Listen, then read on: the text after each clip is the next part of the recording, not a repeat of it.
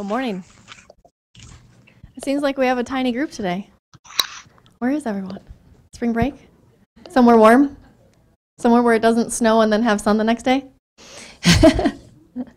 Welcome. So glad to have you all here. If you are new to our meetings, this is Jennifer Thronson, the Pre-K through 12 Literacy and Library Media Coordinator, and I am Sarah Wibke, the K through 3 Literacy Specialist. So happy to be here.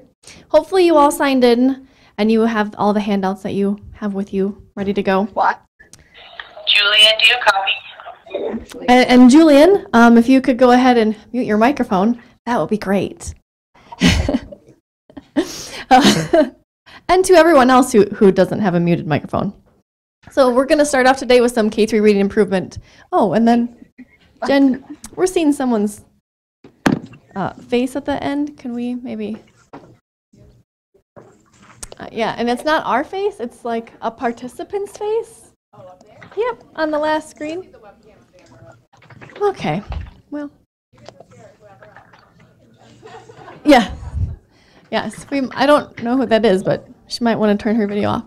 So we'll start with the state rostering update to begin this. So the first thing I want to bring up is with the state rostering this year, at the beginning of the year, I know it was rocky. We absolutely admit that. Every rollout is rocky at the state office. You're all aware of all of those. But there were less students that went untested compared to last year when we didn't do state rostering. So when we actually pulled up the data to find out, because we heard a lot of complaining, kids didn't get tested, so we wanted to see, did that really occur? So what we found is in 2016, 8% of kids at the beginning of the year went untested, and then 10.3% were left blank. So basically 18% of kids, we either didn't get tested or we don't know what happened to them because nobody reported anything. This year, we have only 6% that went untested and only 1.5% were blank. So it was significantly better this year. So I'm really glad and happy to report that it did help and we are getting more kids tested than we had in the past. And whoever is maybe possibly sick, if you could also mute your microphone as well, that would be really helpful. And I hope you feel better. So, as far as move-out students, you may have noticed that we tried to remedy this situation with move-out students. A lot of people were saying that those specific move-out students being stuck in there were really bothering teachers. I'm sure some of you heard some of those phone calls. So we set up a script, tried to remove those students based on exit date. For whatever reason, the future exit dates of dual immersion kids and some other SIS systems were causing issues with that. So you may have noticed that some kids were appearing and then disappearing and then appearing again. Janelle knows exactly what I'm talking about. So we actually just removed that script and stopped doing it because that was not working out the way we wanted to. So if you notice that the students who have moved out are still in there, you're 100% right. They are. We removed that script. They are there. We're trying to figure out a better way to do that. As for now, if you're having an issue and a teacher's really bugging you about it and just can't handle Johnny being on her roster anymore, just call Emily Berry and she'll manually remove it for you. So just as a workaround for that until we can get it fixed. Yes, question, Mary. Have they been removed since? Because they said they thought we fixed it. Yeah, they have. Oh, you shouldn't. Does anyone else have that issue? So this was a multi-year safety and security initiative. So we upgraded all the cameras to digital cameras, network-based. Oh. We doubled the quantity, higher resolution. Call access on all portable buildings. Yeah, call Emily. She can help you out with that. Yep. Thanks so much for bringing that up, Marianne. Appreciate that. The other piece that I wanted to mention is the change request timeline. So it has been requested from LEAs that we. They need to really think about it as. We're working on that, by the way. That we don't make any changes to the state rostering thing during the benchmark window. So we are going to refrain from doing that so that it doesn't cause any issues. The hard thing is that's when people tell us, hey, can you fix this? So we need your help, and I'm asking Emily as well, or asking for your help, that if you have an issue, if you could tell us, and if you tell us during the benchmark window, that's fine, we'll just make note of it, and we'll work on fixing it during like this time period where it's not benchmark testing, it's just progress monitoring, so it will affect we'll have a little bit less heartache for all of you. But then the problem is we do that, and then no one tells us if it worked. So the problem is then when we get to the next benchmark window, people will say, hey, that didn't work. And we're like, well, why didn't you tell us a month ago when we fixed it? Elementary. So we do need your help that if we make a change and we let you know we made a change, if you could just let us know, even when it's not the benchmark window, hey, that did work, the kids are appearing or disappearing or whatever they're supposed to be doing now based on the change, that would really be helpful to us to make those changes a little bit better for you. But we are trying to make it better. Hopefully you have noticed that it has gotten better over the past however many months we've been doing that. It looks like you're not able to see my screen right now. So what I was going to jump into next, and some of you maybe have the PowerPoint online. Does anyone have access? Okay, great. So if you have access to the PowerPoint online, I'm at the one that has Amplify as the starting point. So as soon as we switch back, it's all right. I know you're trying to fix stuff. why would I have given Justin? Oh, got it. I got it. There we go. Okay. So I want to go over some of the state data with you. Oh, that sounds so much better, whatever you guys just said. You shouldn't be. No, it doesn't. So I want to go over some of the state data with you, and then afterwards, I want you to kind of be thinking while you're looking at the state data, how does this, I want you to be reflecting on your data, and how is it different or the same? So just kind of be thinking about that while we're going through these few slides together. So the first slide I want to look at. Well, I thought so. So Janet wants to go. You'll notice that the green is Utah, the blue is the National User Database. Okay, so if we have kindergarten, first, second, and third, and of course this is only beginning of year to middle of year. And I don't know if you guys ever take this back to your LEAs, but if you do, I kind of put a little picture of proficiency up here, and then on the ones where I'm talking about growth, I put the growth, because it seems that that can be really tricky for people, and they're like, wait, are you talking about growth or are you talking about proficiency? So I just put a little box on the top to help people out with that, so if you do share it, maybe you can point that out, that will be helpful for them. So if we talk about our kindergartners from beginning of year to middle of year, and of course we know this isn't everyone, not everyone's tested on DIBELS in kindergarten, but it is the majority of the state. It looks like, as far as Utah, our kids are, again, coming in higher than the national average, which is very exciting. But then by middle of the year, you'll notice that the trajectory of steepness of where we're taking kids is not quite where we want it to be compared to the national database. First grade and second grade are basically spot on. They're very close. And then third grade, you'll actually notice that we're actually going up and the national database is going down. So in third grade, we are doing better. We don't know if that's because that's where the accountability is. Everyone's afraid of losing money.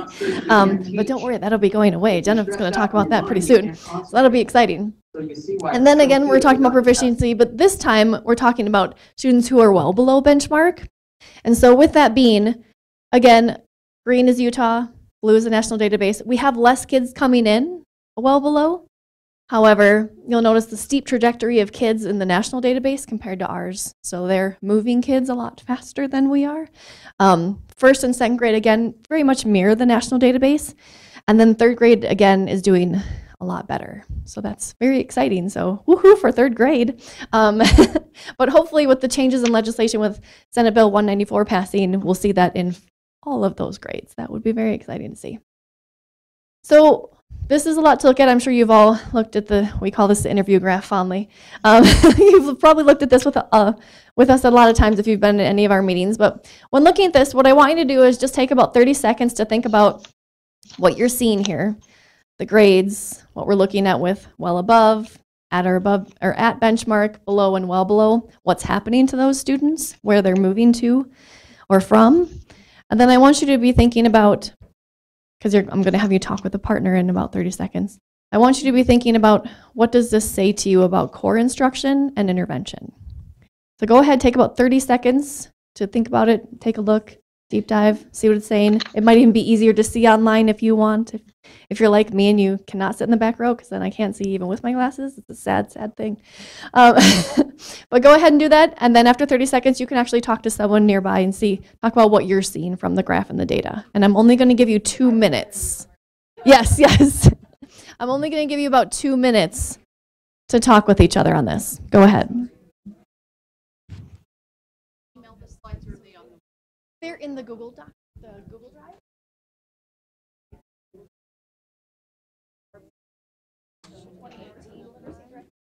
It would be in the March folder.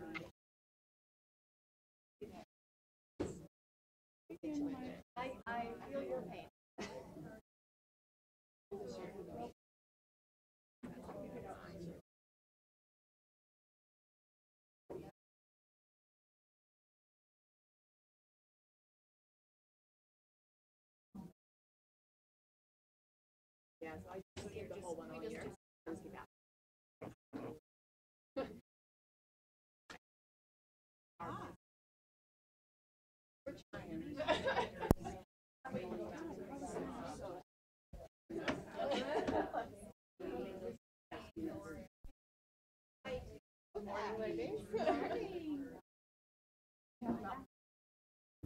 I got that section covered. You got it. All right. Also, I want to be invited to the next California.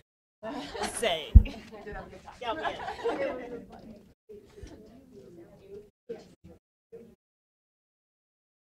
About 1 more minute.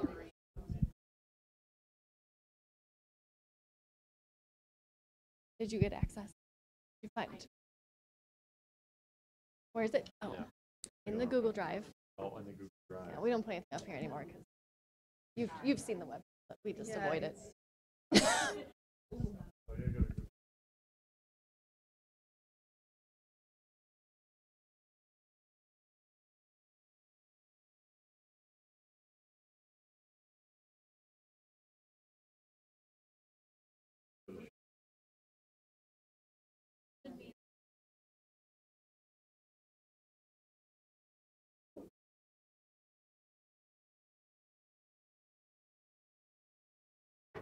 Thank you so much. Yeah.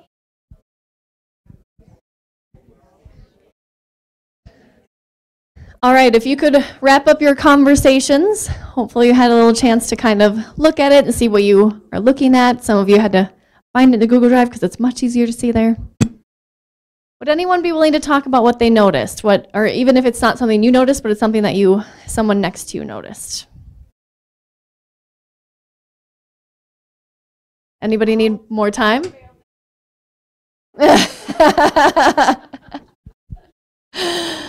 I don't know about that. I think they'd all be very, very wonderful to interview. We always have openings, you know. Yes. Susan, would you share?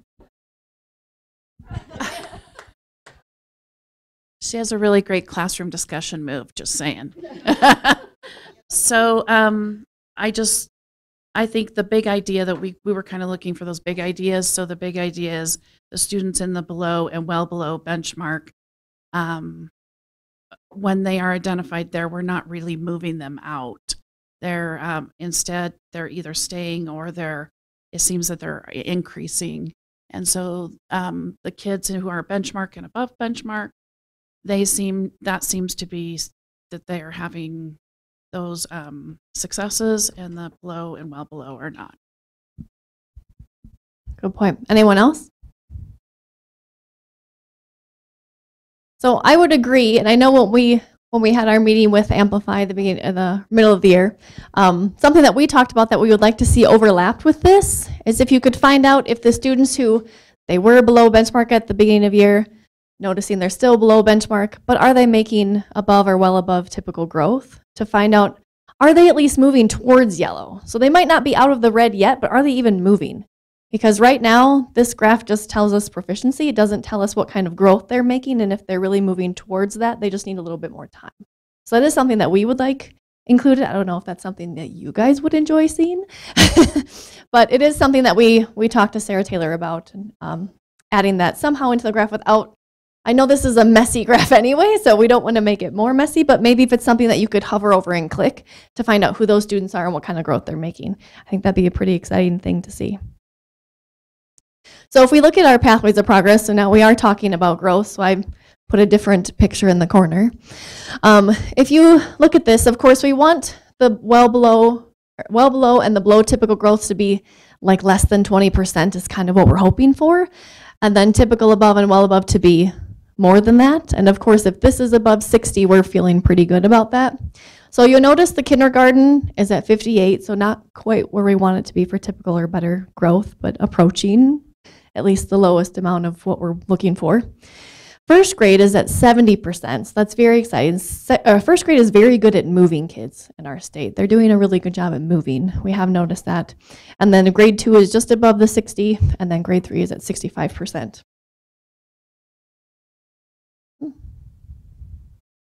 Nope. Jen, do you want to click over, because now it's It's not letting me. Thank you. It was thinking about it? Oh, is that what it was? Oh, that's just, and I can go back. It's just saying that these are up slightly from last year. 65 is the same as it was last year at this time of year. So when we're looking at kind of those measures, instead of just the holistic picture of growth, those measures, we'll notice that most of these are above the 60, except for Dorf in first grade. So what are we thinking is happening with Dorf in first grade? It looks like the nonsense word fluency, correct letter sounds is doing much better. I think we all know what that means, that we're barking sounds really well. But if our Dorf is low, are we really blending those words and able to use them in words that we haven't seen in connected text? Nope, I'm seeing a no. Yeah, so that's really unfortunate. So that's definitely something that we need to work on. And even though first grade's doing a really good job of moving kids, maybe we're not moving them in all the places we need to be. So that is something to be thinking about. I don't know if that's something you're seeing in your data. So remember, I wanted you to kind of make that parallel. Susan's like, yep, seeing that in my data. Appreciate that. So this is something we actually had Malia upstairs, which I don't know if you've ever had the privilege of meeting Malia, but she is wonderful. She's our partner in crime for data and statistics, and we really appreciate everything she does for us. But we asked her to run what percentage of kids are making typical and better growth in every grade that are at or above benchmark compared to the students who are below and well below benchmark. So if we look at this, we have kindergarten, first, second, third, same thing over here. All of these kids are at or above benchmark. And clearly, between 75 and 82% approximately are making typical and better growth. So it looks like our core instruction is either at or attempting to be where we want it to be for growth. But then when we look at our students who are struggling, are below and well below, this is only 9% in kindergarten.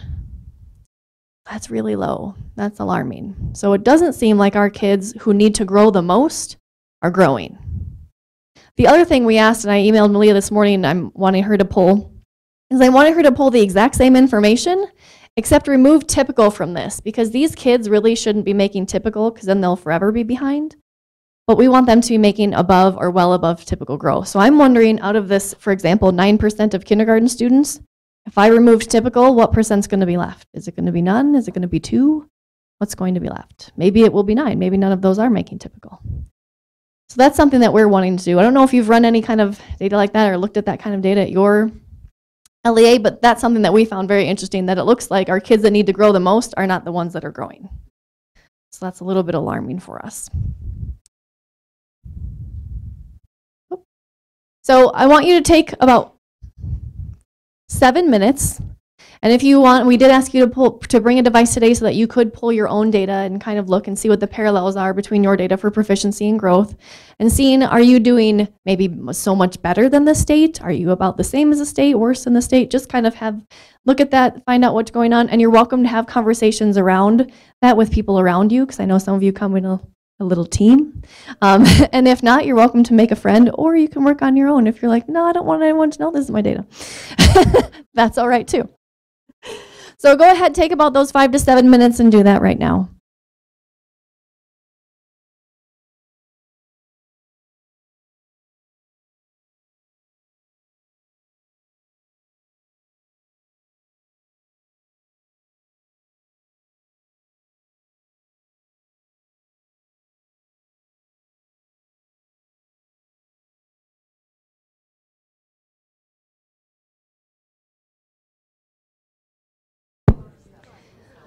All right, I think we'll give you about 30 more seconds to wrap up your conversations and your analysis.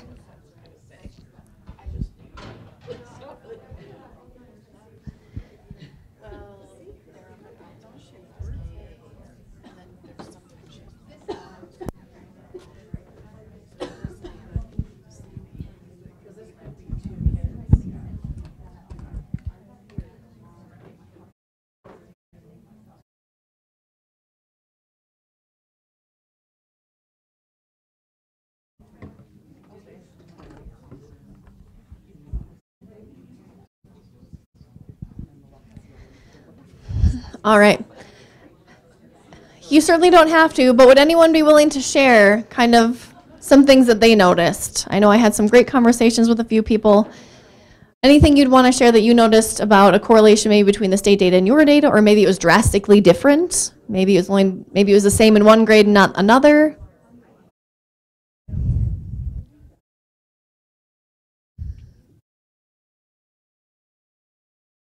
You're still thinking? I know. It's fun. All right. We just wanted to see why she had some grades with the composite score that there were more who were green and blue. So we delved into, was it retail, was it Dorf, was it days? And we found with third grade that it was the days definitely that drug their score down. So she's got a plan of action now. Days. Wonderful. Thank you so much for sharing that. Anyone else? Okay, so we wanted to kind of start the day with some data to bring you into some change. So we're very excited for this change. Jen's going to walk you through SB 194, and it's going to be very exciting. Get ready. All right, you're going to learn, like today it seemed a little uncomfortable to talk data. In the future, moving forward with us, data is going to be a key conversation, and we're going to get really comfortable with data because our data is very clear in lots of ways, and we have to start owning it. Part of what SB 194 is going to do is bring transparency to your data. It's going to have to be much more public and available and transparent than it is now. So this is the group that you're going to have to feel the most comfortable with, but eventually it's going to expand beyond this group as we continue the conversations. So although it might be uncomfortable, it's kind of like when you start doing like data walls in schools and teachers are like, oh, my data's on the wall. That's kind of where we're going to be. So we're going to have to get really comfortable with sharing and learning from each other.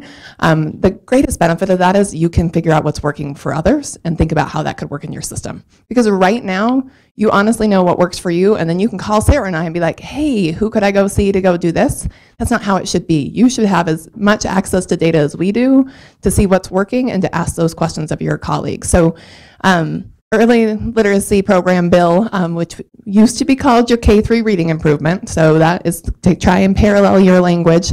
We'll be updating everything, like the K-3 technical manual will need to be called the early literacy program manual, just to kind of help you with the language. And this is that Senate Bill 194 that passed this session.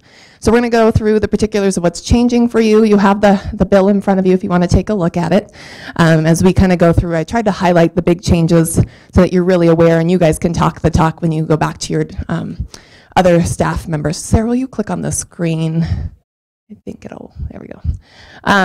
To start with, this is really struggling today.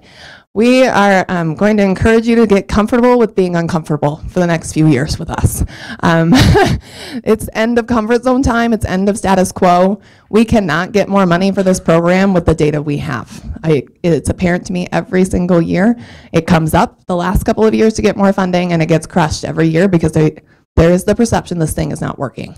We all know there are parts of it that are working, but overall, when you look at the data and it's very static, and even though we have some changes over what that data has collected over the years, it's hard to sell it.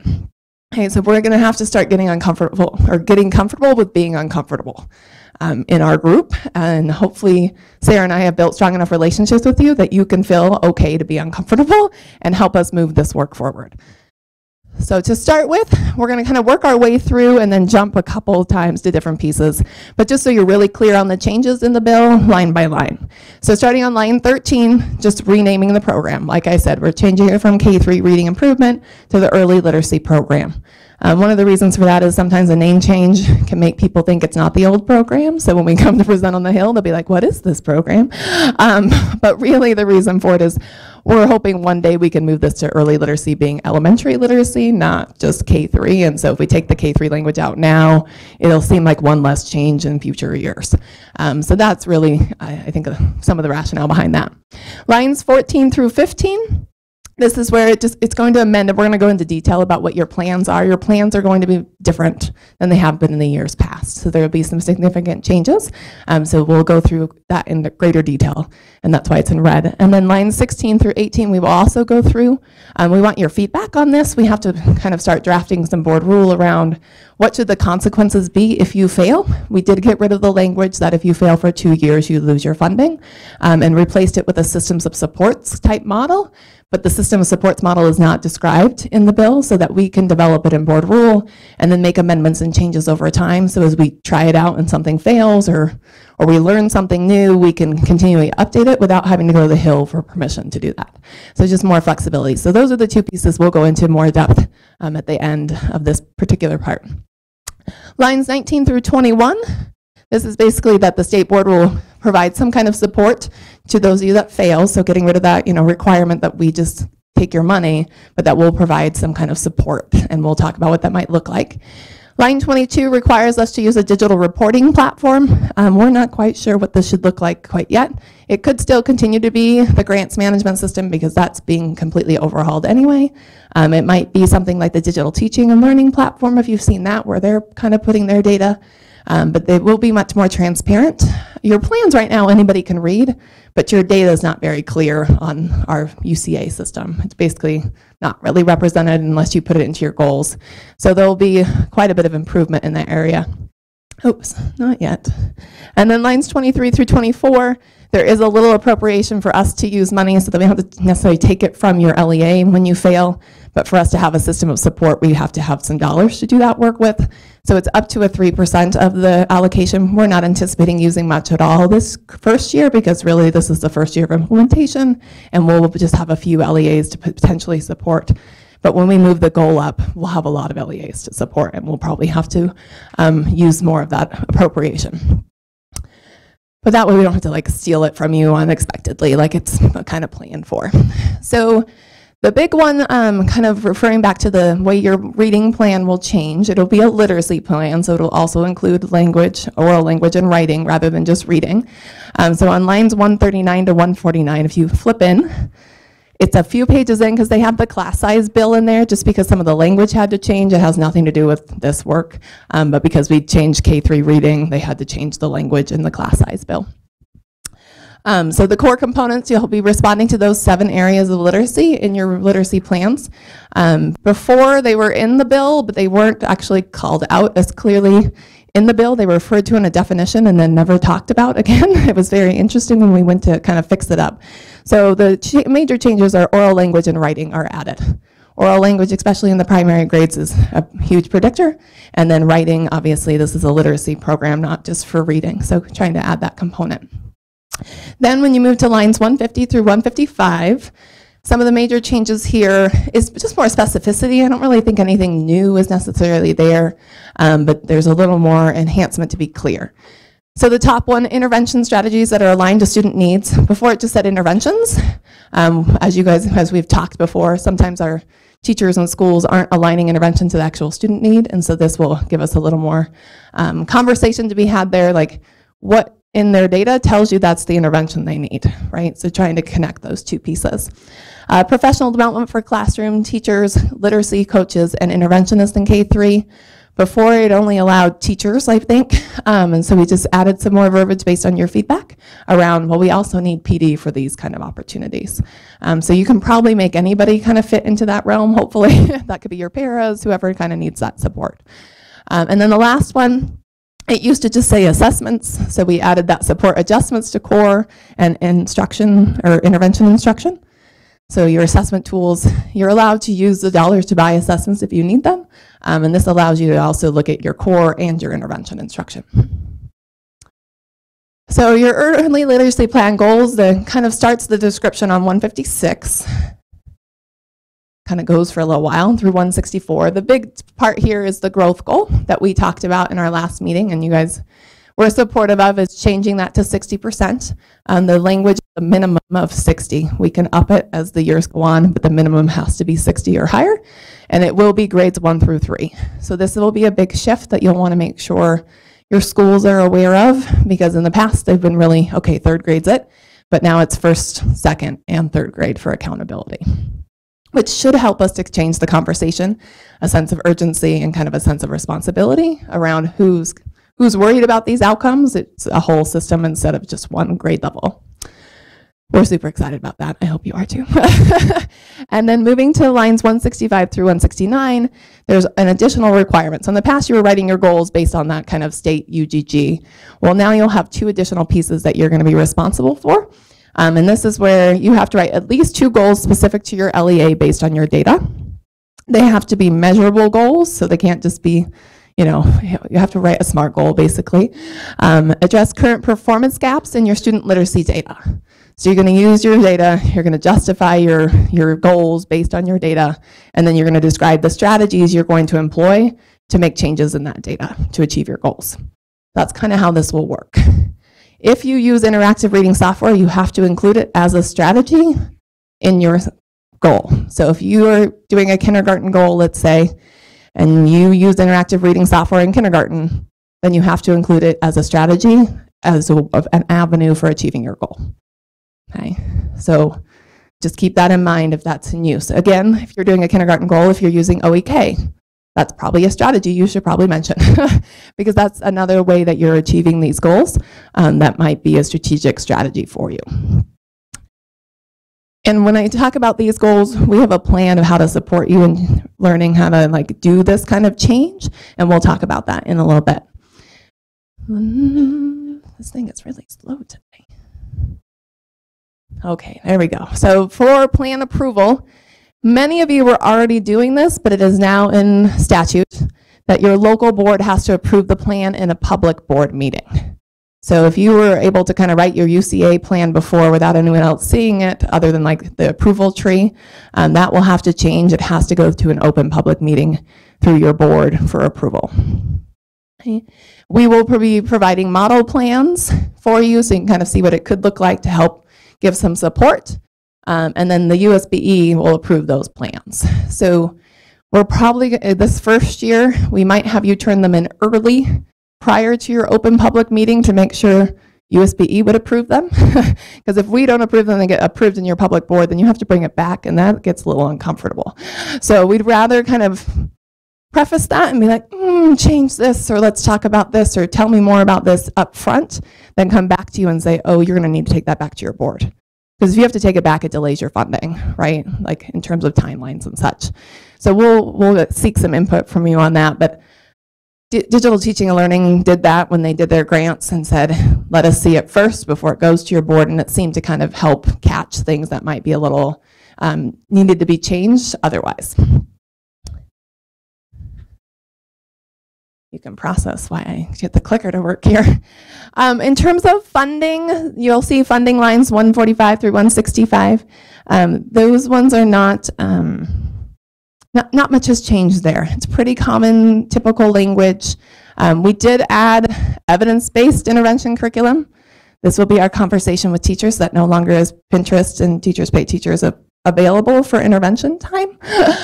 It's not evidence-based. I'm so sorry, my friends. I think it is, because I was like, those don't match. 2, thank you. I was like, that's where the goals are.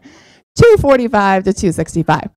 So we will be clear in board rule what we mean by evidence-based intervention curriculum to kind of give you a definition as a way to support you in the work that you're trying to achieve, because most of you aren't out there printing off the Teachers Pay Teachers and bringing it to your teachers and say, please use this. But our teachers are using that pretty heavily at this point. The next one, literacy assessments. So you can buy literacy assessments if you need more. For K3 may not be too helpful at this point, but if we ever move to K6 or K elementary, you might want an SRI or DIBELS 4 through 6. And so again, some of it's setting us up for future life, but if there's other tools, let's say you need a diagnostic assessment. You don't have a way to determine a student's phonological awareness skills and where they are in the kind of hierarchy. Maybe that's a tool you need to be able to purchase. And then focused literacy interventions, basically these are the same ones that were there before, except we changed the language on the software. Software was in here twice, and we're like, it's redundant and didn't need to be that way. So the use of computer software programs can be also integrated. And we maintain the portable technology devices. That was really put in many years ago for when we got DIBELS and you needed technology money. Most of you don't really use it for this anymore, but it's still available. And then just a reminder, in the statute, it has the can't use to supplant funds for existing programs. So you can't say, well, we used to do this with these dollars, now we're going to use this. This is meant to enhance your programs. All right, 294, this one's accurately numbered to 302. These are the state board's responsibilities. So When we say the state board, the board will do some of the work. It's generally Sarah and I when we say the board, because that's who does the work on this, all right? So the board's responsibilities are to develop strategies to provide support for a school district or charter that fails to meet a goal, whether that's growth and or your local goals. So now you have 3 goals that you could potentially fail. Okay, that is a change. Before you just had the UGG. So your goals are going to have to be ambitious, but the goal is to still achieve them. So we're going to try and help balance that out. But if you don't meet 60%, but you meet your other 2 goals, you still fail. Okay, you have to meet all 3 of your goals that you set. So that is a major shift. Before it was just UGG, you had 1 kind of target to worry about. Okay, the next one, provide increasing levels of support. So we're going to actually ask for your help here in a minute. What happens the first year you fail? What happens the second year you fail? What happens the third year you fail, and so on? What should that kind of support look like? It's increasing levels, but we actually start providing support year 1, and then the levels of support increase over time as you continue to fail if that occurs. And then we have to work on some kind of digital platform where all this stuff's going to go, where you'll put in your goals, you'll put in your plan, you'll have to submit data showing how you achieved or didn't achieve your goals. So there'll be some pieces there. So we'll be working on that and have updates for you as we kind of figure that out. This is probably my least priority right now. We have a lot of other priorities in this bill, but we will definitely have to get there. But this will give you the performance information on local goals. So let's say in first grade, you decided to implement this tier 2 intervention. You had this kind of data previous years. Here's where your kids came in this year. Here's where they ended. What were the impact of that data? And now I can look at it. Maybe I'm a different school district and I look, oh, they had really good outcomes in first grade. What did they do? You're actually going to be able to know what an LEA did. That is the point, to really bring transparency around what's working. And then part of our job is then to report that to the legislature, like, this seems to be an effective practice. It seems to be having benefits. Go ahead with your question. So 1 is the growth goal of the 60% or better, making typical or better progress in 1 through 3. And the other 2 goals are your own self-selected, drafted goals. So good questions. And we are going to facilitate a forced mandatory training opportunity to help you write your goals this first year. I don't think we'll do it every year, but we have to change how we operate. And right now, a lot of you are islands in your system. We can't sustain islands in this system. We're not Hawaii. We don't all work together as a Department of Ed. The island approach is not working.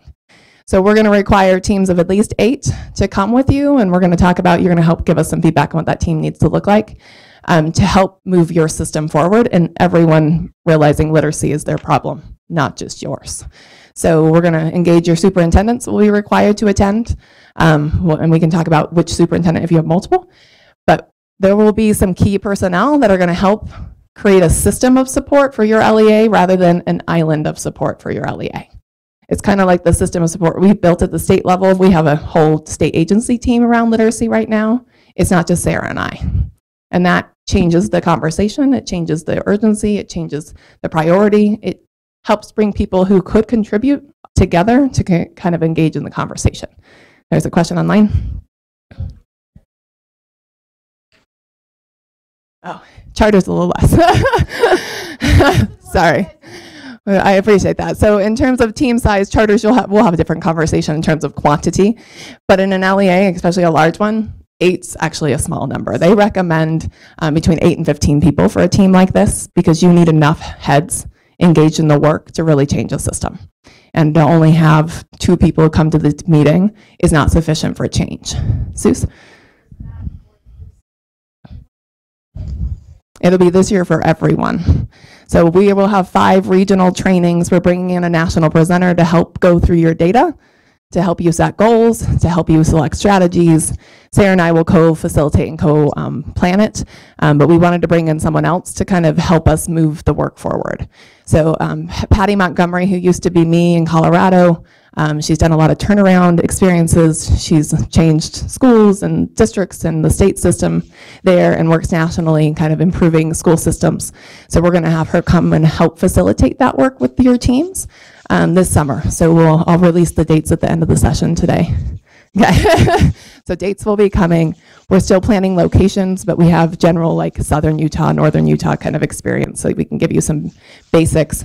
And we'll release more details as we've really worked a lot of this out. It's been only a couple weeks since session's been over, so we've been kind of trying to think through this, but we wanted your feedback. Like, we don't think we know exactly what it should look like, so that's part of the conversation today. But we need help with a couple things. Goals, like what should that training kind of look like? And then what should the system support look like? Because we don't want to make that up without your input. And we'll come back to you with additional time for opportunity to give feedback. Or hopefully you've learned from us, we don't really make a whole lot of decisions without you and without your input. So we are going to continue that kind of line of operation. So the first set of guidance here is for setting your goals. So now that you have 2 additional goals that you personally have to identify in your LEAs, what we've learned through the research, through the evidence of change in practice in our state, is that a systems approach is required. It cannot be one person promoting change. It has to be a system. And so to create that system, we want a team to come. We're calling it LIFT training. Literacy Initiative for Transformation. That'll be the summer training for you. We figured we got to have an acronym. Let's go ahead and call it something. And you can help us if that acronym's horrible. We were super excited about it. If you have something better, we're open to it. But who should be involved in that conversation? Oh, you want it again? Literacy Initiative for Transformation. Because we're not at a point where we can just continue what we've been doing, as all of you have self-identified. But what we're at a point of is that it needs to be everyone's problem. It can't just be the literacy person's problem. So it's got to be a shared approach. So what we'd like to kind of gather from you today, and we'll put up some chart paper, and you can just kind of talk and then go write up some ideas. Who should be involved? So who in your LEA should be at the table? And is it a consistent set of people? Do we have a few that we require and then you can choose your team? Because every LEA has different structures. Or should we say superintendent, curriculum director, assessment director, special ed director? I mean, we have different people we've kind of thrown out in our own minds. But who should be at the table? Okay. Principal supervisors has also been a conversation. If you don't engage them, it's not going to get down to the building level, and they can't support in the same ways. So think about your system, who's going to help you move the work forward, and what level of flexibility do we have, and what level should we kind of say, these people have to be at the table, right? Because there are certain people in your LEA that if you don't get them on board, you will not get the return on your investment that you really need. And then what support would be most helpful? I've kind of talked about what our ideas are for the training, and really that would be asking you to bring specific data that we think would be valuable in setting your goals. So you would come prepared with that data. We would walk you through how to use that data to set goals, and then talk about specific evidence-based strategies to improve your outcomes as you set those goals. So that would be kind of the work of and it would be a 2-day training because we don't think it can be accomplished in a single day. So just kind of think through that. Are there other levels of support? Is there a different way to approach that support? But I'm going to tell you, Sarah and I are not going to leave you to your own devices this time. Not because we don't think you're capable, but what we have learned from working with you is you are very capable, but you need a system to support your capableness. And until we get a system of capableness around you, you can only be as good as the people around you who don't know what you're doing. Because you're awesome, but you can't always engage everybody else because they have their own roles. But digital teaching and learning, we work really closely with Sarah Young now, because digital teaching and learning is a vein of us, right? Like, it goes right into the early literacy program. And so we have found the benefits of that collaborative nature and that systems approach. And so we're going to enforce that upon you. I apologize. This is not normally how we operate, but we're at a point that we can't continue the way we've been responding. So we're going to put up some chart paper around the room. Feel free to gather around one. If you can find a blank space, we'll put one by you. And then talk in your groups. Who should be at this kind of training? Who's going to help you set those goals? Who's going to help you monitor those goals? Who's going to help you push those goals in your schools? Because at the LEA level, you can't do anything if the schools don't do it, right? You can have great initiatives, but if nobody implements those initiatives and follows through and supports, they just don't happen, right? So think about that, move to a chart paper, and then we'll probably put one there, 2 on this wall, and 1 in the back. So you can kind of negotiate your space. And those of you online, feel free just to type in who you think should be involved and what kind of supports would be, what might be optional, what might be mandatory, that kind of thing.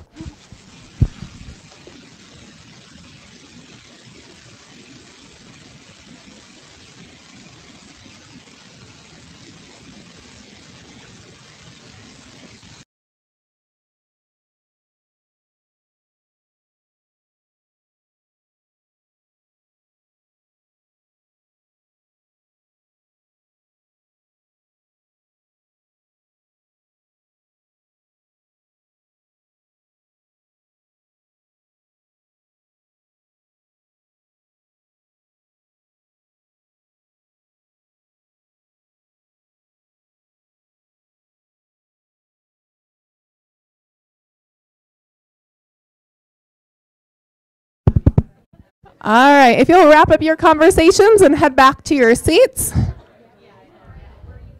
I'm going to ask for a couple of you to be brave and either tell us off or give us feedback.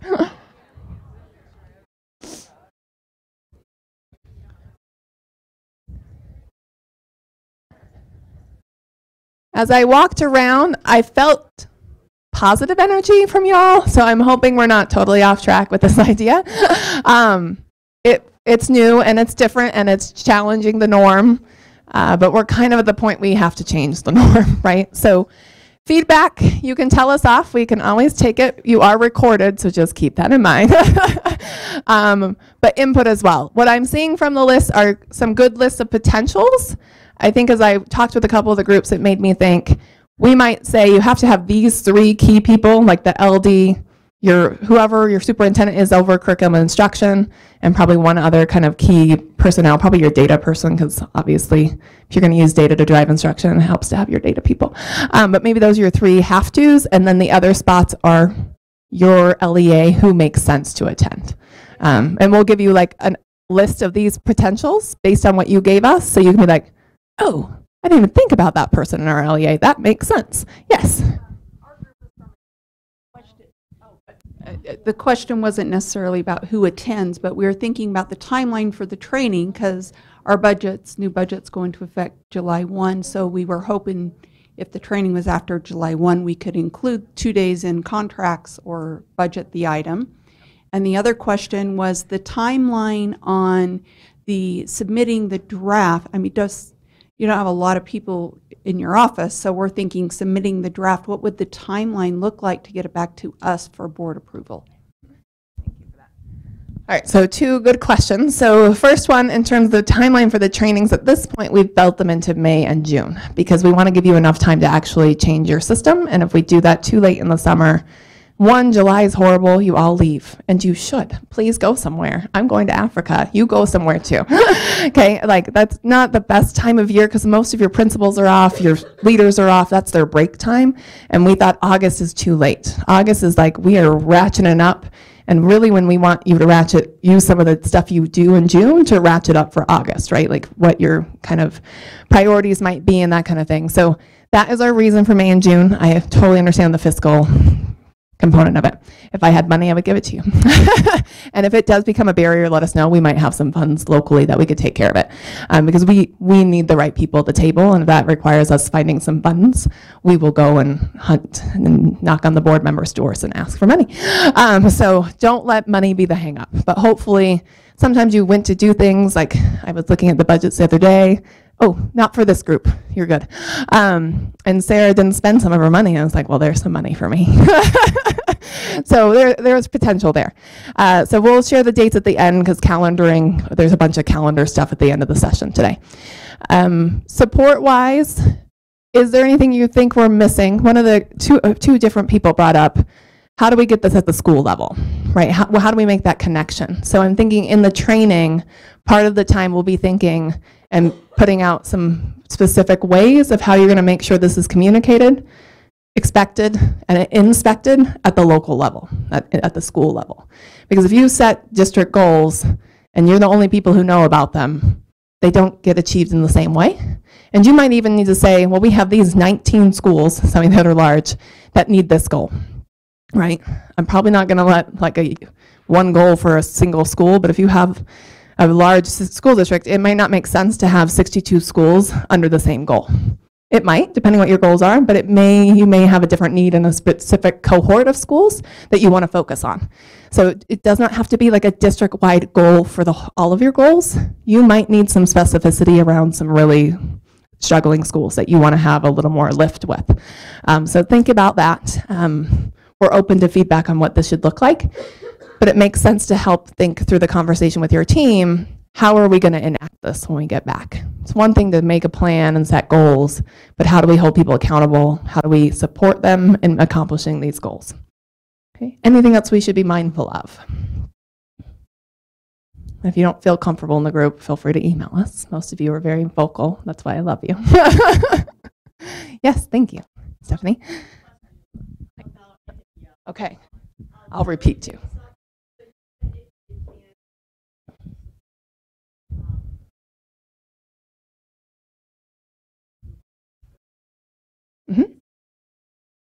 Yes, so early reading software is that other funding source, so it's not really considered. If you needed more dollars to expand that, which I don't know why you would, but maybe you do. Yeah, so early reading software, basically what this brings in for that particular piece, we had a 3-hour night with Senator Stevenson because he threw in a kink at one point in this legislative session that we were able to like say, I'm good with people having to say how the software is going to help support their goal if they're using software. But to have all this extra stuff that he had in there, I was like, no. Luckily, he was responsive, and we were able to get it to a place where it's like, yeah, that is a strategy we're spending a lot of money on. You know, it's about half of what we get for K-3 total. We should probably hold that strategy as something to represent. Is it working? And this will be a way to be transparent at the local level of how well some of those tools are working too. Because there is the grand assumption that it's working really well and that all K-3 money should just go into software. So that we have to continue to show that other strategies work too, and that choice is helpful. Okay, well, anything else before we move to the next piece? I appreciate your willingness. If you're really upset with Sarah and I and you're fuming, please talk to us later. We're happy to try and meet your needs as well. All right, so that will be coming to your local area sometime this summer. Sarah, will you click on the screen? I think it's just doing that thing where it does. You want to just change the slide for me? Won't let you either, huh?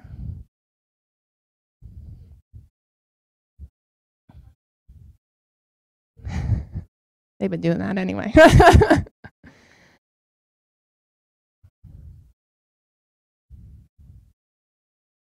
I'm like, that's not time yet. Break is coming though. Yes. All right. So the next question is the systems of support. And so really looking at implementation. Whenever we get a bill in the middle of the year, we have the option of implementing the new bill now or waiting for the next school year. So we can raise the 60% threshold for this year and have you fail right now, or we can wait a year. We're not asking for guidance. We will wait a year to implement. There are some benefits to not waiting in terms of creating urgency, plus our data is going to look exactly the same next year when we go to the Hill, and we'll get the exact same kind of perspective. But we also realize we need to give time for a system to kind of take this new challenge on. So we will not be implementing the 60% until next school year. So all of that will start next year. And most of you are thinking, well, I didn't think it was going to be any other way. It could have been. We dialogued with the superintendents around the kind of potential pitfalls and the benefits of changing now, but landed on waiting until next school year for that. Within that, though, we have to build a system of supports.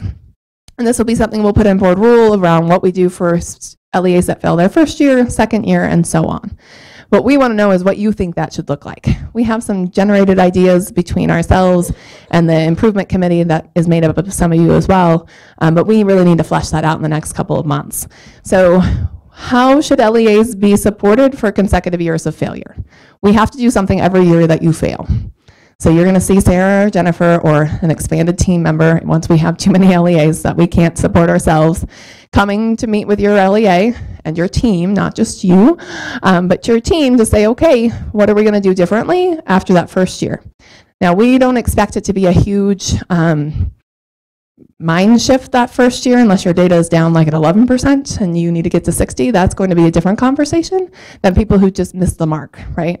And maybe it's the first year, all your previous years, you looked pretty good and this was kind of a decline year. The level of support we expect the first year is probably something pretty minimal unless you require more, like you need more based on your request. But we're thinking more technical assistance the first year. So nothing super beastie. Year 2, we would expect that the system of support would go up. And then year 3, and continue to kind of increase in its intensity. And then probably by year 4, come to Jesus conversation, right? Like you've had 3 years to try and figure this out. It is time for something drastic to be different. So what we'd like you to kind of discuss in your groups is thinking about what should those systems of supports be and how do they increase over time. We have been talking about, do we just create a list of strategies that we can employ that then, based on what the local level needs, that we employ the right strategy, right? A blanket solution for all of you doesn't make sense. How will we work with one charter school that failed versus Davis School District who has like 63 elementaries? Probably has to be a little different. And so thinking about within your system, if you failed, what would you want from us? Because you have to take us now, like it's a requirement. So within that, how could we be of most benefit in your system to improving outcomes if you're failing? Because you don't lose your money. At some point there might be year 4, you get to not lose money, but you get to add 20% into this system because you haven't fixed it. You obviously need to invest more time, dollars, or personnel, right? So those are the things we have to consider. At what point do we change kind of the teeth in the system as well? Because we really don't want a system that continues to fail year after year after year. So we're going to have you talk with your people around you, and then we're going to have you share out. And if you come up with some brainstorm idea that you're like didn't get to share it out when we share, feel free to email us, because what we come up with will be board rule and how we react, right? We'll send you out any draft that we do for board rules so you'll be able to give feedback. This won't be, well, you said to do that, so we put it in with our own interpretation. You'll get to see it and make sure we give feedback before it actually goes to the board. What the board does to it, I have no control over. But if we give them a good document, generally they don't make a ton of changes around a board rule. Okay, so let's give you a few minutes to kind of discuss. And I need you to be kind of strategic. What happens in year 1? If you fail the first year, we don't think it needs to be super intense. But year 2, if we failed for 2 and you tried to do some things that first year that didn't, sometimes it takes more than a year to change. We all know that. So thinking about how does the levels of support from the USBE change over time? Because you're going to have to deal with us, and you might as well get it in a way that you want it. Okay? All right, go ahead and chat, and we'll come back in a few minutes.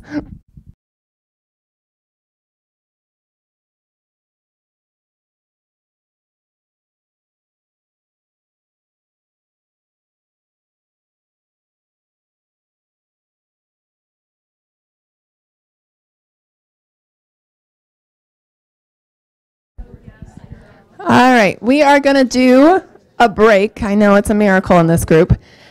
We're going to do kind of a working break. You have 10 minutes. We'll start back up at 10:40. Sorry, I know you're engaged. I appreciate it. I should have counted or something. Right? We want to give you a mental break. It's been a lot of information. We have new voices. Our sound is having issues. Lots of information this morning, lots of things to process. You can see where Sarah and I's head is most of the days right now. We really want to hear your feedback. So during this working break, Sarah and I are going to kind of meander and come to your groups and get a little bit of an idea of what you're thinking. If we don't make it to you in the 10 minutes, if you'll make sure somebody emails us your great idea, it's the only way we're going to get the right ideas on the table. And our goal is to put or other in board rules. So if we come up with some great ideas after board rules in place, we can implement that great idea so that we have some flexibility in what those tools might be. Because we might realize for this LEA, we actually need to do this, and it's not in the list of strategies, and so we can't do it. So we're going to put or as other, superintendent decides or something. So keep that in mind. Whatever we come up with, this doesn't have to be the only options, but we probably want a good list to start from. So we have some good strategies in place. So 10 minutes, 10:40, we will start back up with the next part of the content, and then we'll continue with the meeting.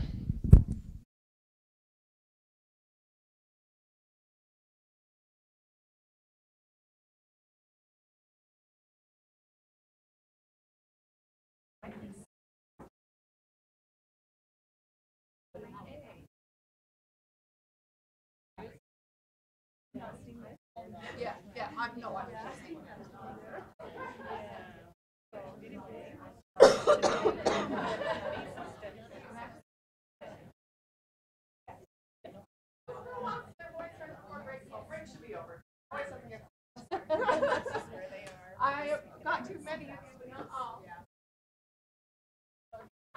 More feedback. Now some of you had a list.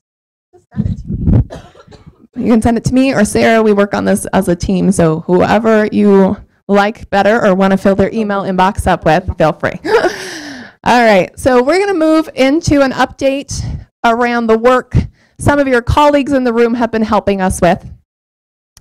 So as I mentioned earlier, we have a state agency literacy team, and then we have a LEA team working on literacy. And they are kind of converging on certain points and working on different components as well, but really trying to bring that work together. Because we can't be the only voices. We need your voices as well as our state agency members to kind of help us change this message. So here are your SLIDC, so State Literacy Improvement something collaborative. I can't even remember my own acronyms anymore. But these are the folks that have participated in that group, helping to formulate some of the stuff we're going to go through next, and particularly the early literacy framework that you have in front of you in your handouts. So if you want to grab that. I sent it out a few times. We've had many iterations. This thing, like at one point we were so happy with it, and then we took it to another group and they like chewed it apart again. We're like, oh, Sarah and I didn't think we had any ownership over it, and then we realized we were kind of offended. So we had a little more ownership than we thought. So our state folks really took us to town on it. So you'll see some changes if you were on this team versus what we had our conversation, because the state folks had some additional suggestions. So that's your team that kind of helps us from the local level. Many of them are in this room today or online. So thank you to those that help us with this work, because Sarah and I cannot do this alone. So the strategies that are kind of what we're trying to accomplish, big idea is what's working, what's not working, why is it not working, and where do we go next with our resources, time, energies, and efforts, whether that's local level or state level. So one of the main things is we have been consulting with the local group, the state group, and then we also have West Ed coordinating with us around this. West Ed encouraged us to develop a literacy framework of what if Utah had the type of literacy instruction we expected to see in schools, what it would look like. So that's kind of the future state of Utah in writing. If we saw these things in action, literacy would improve, right? So that's kind of your framework for the framework. This is the future state of literacy, and if these things happened, we would expect positive outcomes for kids in a better way than we have now. So that is the piece that we're going to go into, and then later we're going to talk about the additional components of surveys that we'll be sending out and focus groups that we're going to need your support in getting responses to and potentially operating. We are going to have someone come train us in how to facilitate focus groups. They are difficult to facilitate, that your bias doesn't come out, and so they have to have a very Jennifer's not good at the poker face, like you all can read me pretty easily, but some people are really good and can just ask a question and take the feedback and give no emotional response.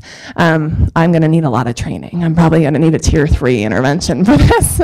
But some of you would be like, yeah, stone face is my thing, but you all know that it's not my thing. So we're going to talk more in depth about this, but let's start with the framework, because there's kind of 3 pieces to figuring out what's working, what's not working, how can we improve.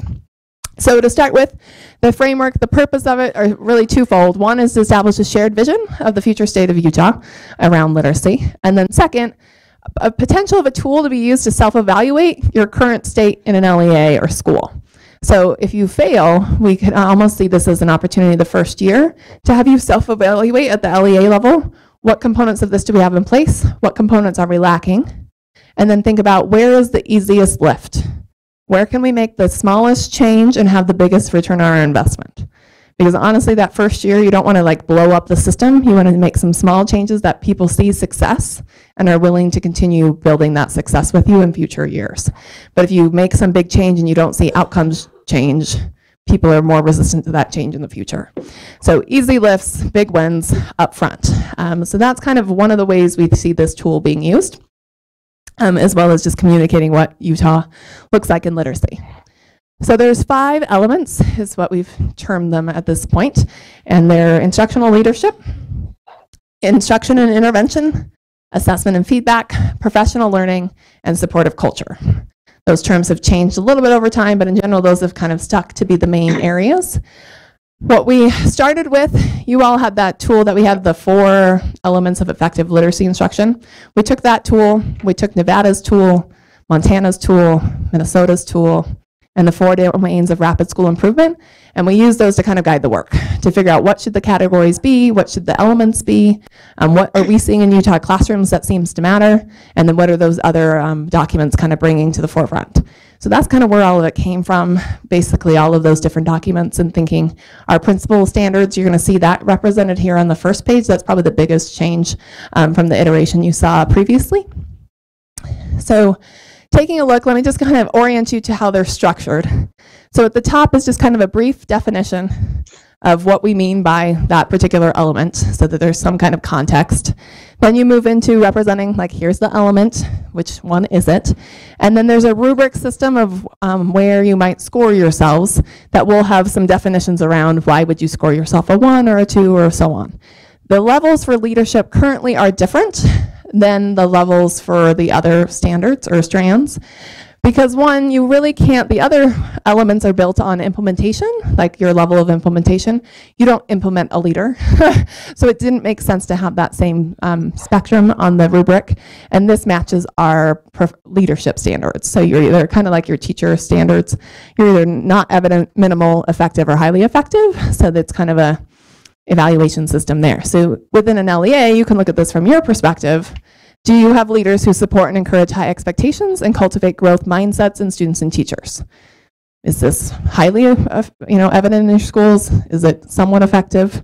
Is it minimal, or is it not even evident at all, right? So thinking at an LEA level, but then you can also have a school do their own perception of their school and how their leaders are doing this. And leaders may be their building leader, it might be their district leaders, it might be their coaches, whoever they kind of perceive as leaders in their building. We generally see this as kind of leadership at the higher levels, like your admin folks. So, and then you've got down below the critical indicators. We tried to keep these not super lengthy. We could go on for days in some of these areas, but which ones have the best kind of research to support that they're effective, and then which ones can you measure? Sometimes it's like, yeah, that would be great, but they're hard to measure. One thing that's not on the list that we've shared with you are evidence indicators. So, okay, you say you're a 4. Here's an example or 2 of what evidence to show me that you're a 4 really looks like.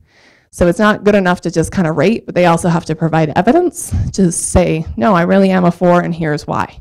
Here's my evidence to support. So we've come up with a list that's aligned to the critical indicators of what that data would look like. Because it's one thing to self-evaluate, it's another to back it up with evidence. So there's another piece that you guys haven't seen yet that we're still solidifying. So you'll even notice this is different than what you probably have in front of you, because I made this before we made all the changes. So what I want to kind of have you go through is we want, again, feedback. If nothing else you've learned today, that's all we're here for, is just to get feedback from you. So the first one, we're going to just kind of break you up, I think, by table rows and have you pick a particular, probably assign you an element to review and give us some feedback on. When you're doing that review, one of you takes notes on the sheet and you're going to hand that in. There's no great way to get feedback from 50 of you in a room plus 35 online in an effective manner rather than collecting the details. So somebody needs to be the note taker. It might be a language change. It might be a concept change. You might be like, that shouldn't be in here. This should be in here. It might be an addition deletion experience. We've gotten a lot of feedback. We're kind of hopefully tailing the end of lots of feedback on this, but if you have lots of feedback, we want it. We are going to be taking this into this experience. So once we know what our critical indicators are, we're going to be building surveys and focus groups around these elements to figure out where are the gaps in our system and where can we improve.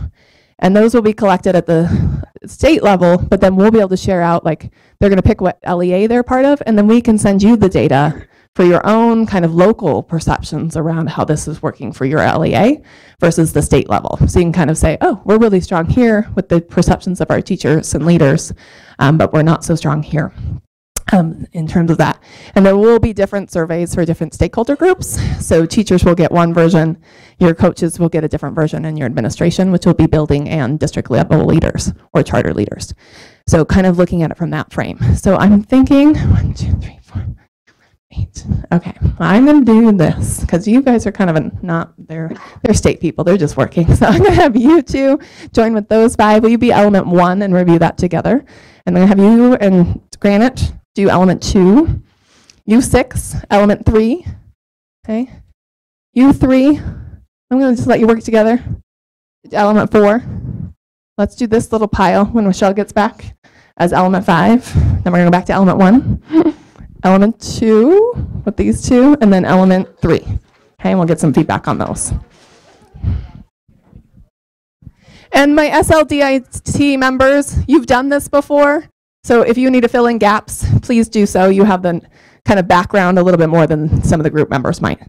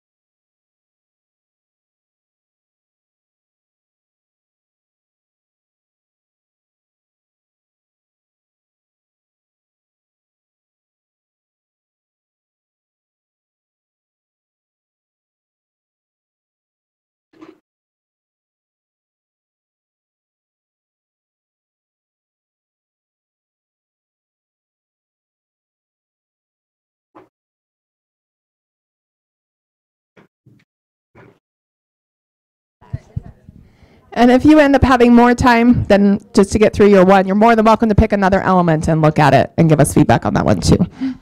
These will impact your work, I promise.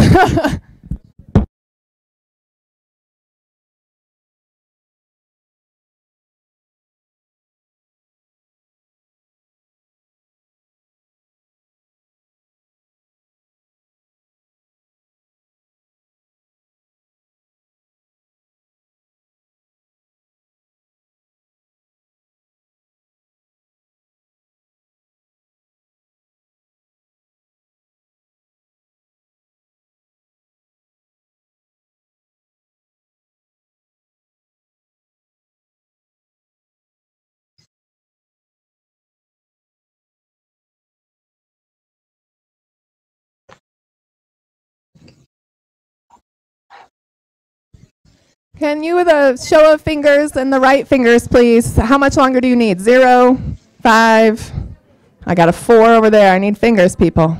Nice, friendly ones. 5, 4. All right, we'll do 5 minutes, then we'll come back together. Hey, I taught middle school for a while, and you gotta tell them what fingers to use.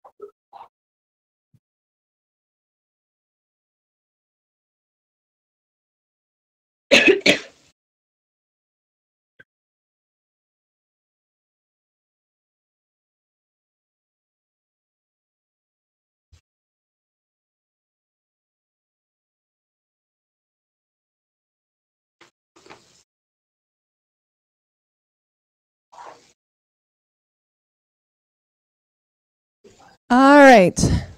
What I would love for you to do is make sure that gets handed in. Many of you walk out the door and you're like, oh crap, we didn't give that to Jennifer or Sarah. So just put it somewhere else right now that you're like, I'm going to sit on it or something, that you're going to turn it in later. If you're not going to remember, Sarah's right over there. Take it over now. That's fine. If you're that kid, please own it and just take it over. Because I'm that kid. I would take it with me and go, oh, dang it. I'm supposed to leave that for them. Any big hesitations, big worries about the framework that need to be vocalized in the group? Yes, thank you, Stephanie.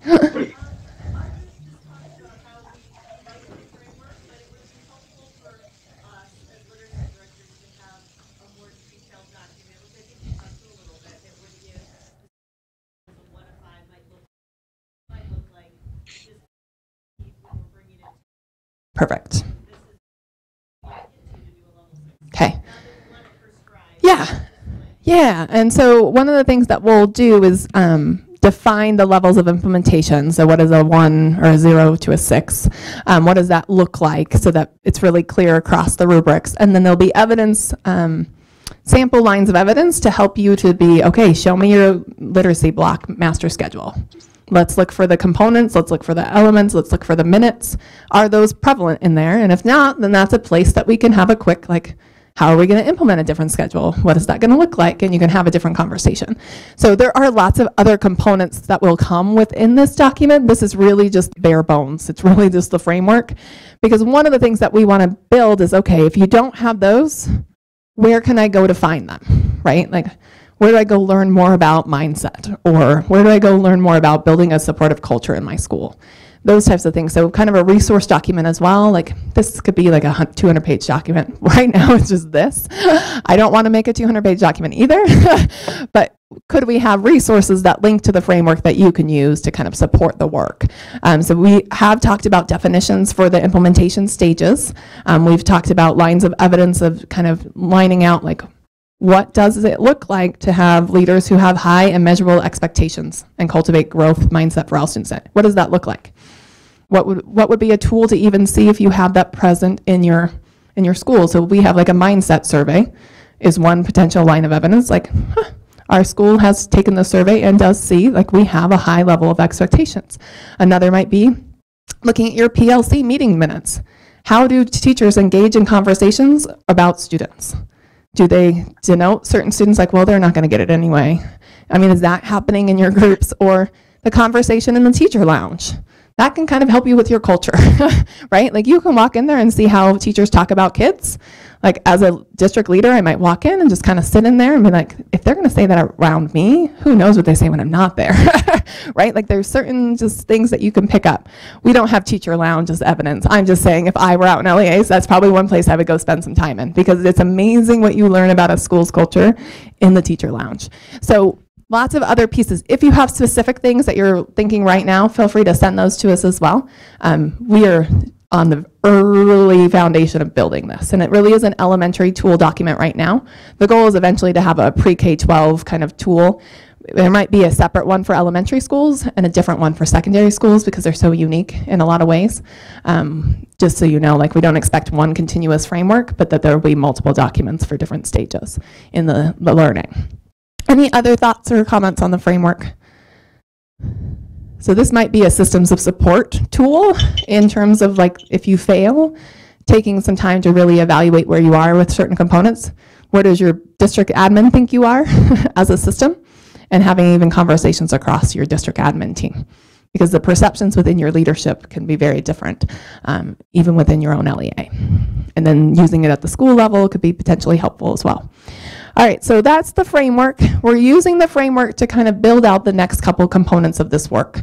So the other two components that we're going to be kind of putting into play are surveys and focus groups. And all of this is going to happen before school gets out. So it's coming, and we're going to need your help.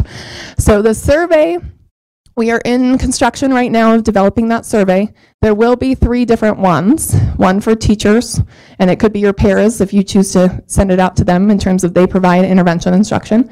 Could be, there will be an instructional coaches one, kind of that support, and then administration. That'll be district and building level.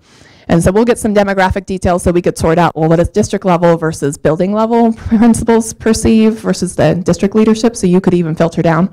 We'll just do that at a state level, but you'll be able to have that at your local level. We'll share the data with you for your local LEA, as well as the state level cohort. So within this, we're trying to make the survey brief enough that it doesn't take 30 minutes, but well enough written that we get some information that's useful. So where are teachers struggling in teaching the core standards? Or where are they having a difficult time with their belief systems, potentially, right? So using some of these elements to kind of help build that out. That survey, we will send out through a SurveyMonkey or whatever. Our goal is to send it to you all, and then you find your system in your system to get it to the right people. And we need you to be the highly encouragers that people actually fill out a survey. Usually what happens on a state survey, and I'm sure you have the same problem in your LEA sometimes, is that you send it and you get 20%, which seems great when you look at survey data, but really you want a better percentage, right? 20% is a small smattering of the population. We really wanted to have more support. So our improvement team from the LEA level, they were very supportive of saying, we'll promote, we'll do what we can to kind of get teachers to respond to that survey, coaches and administrators, so it doesn't become this survey that nobody responds to. We're going to use this data to help our board understand where the challenges are in our state. Because if our teachers are telling us this, it helps the board to realize why we're saying we need this many minutes of instruction, right? If our teachers are saying, well, we give 30 minutes of literacy instruction on a daily basis, we can be like, that's problematic. There's no research that would support 30 minutes, people.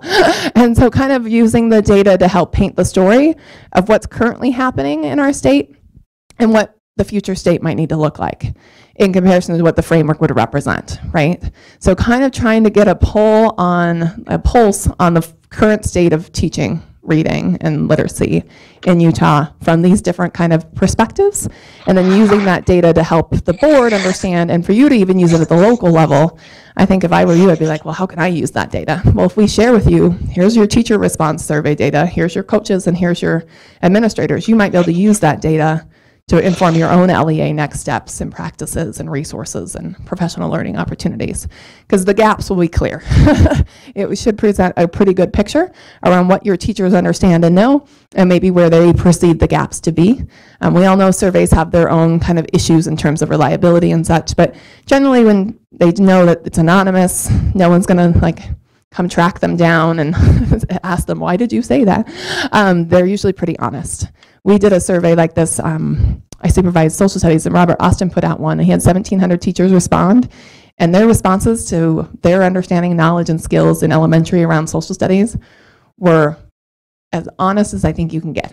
They were pretty true that they, one, probably don't teach social studies, and if they did, they really don't have the resources, tools, or materials to do such. It was really clean cut, yep, there's a problem that you all know, that's a problem in elementary schools, but they were truly honest about it. And so it gives him the data to kind of encourage the conversation around why we need elementary standards and why we need resources and curriculum tools to support social studies instruction.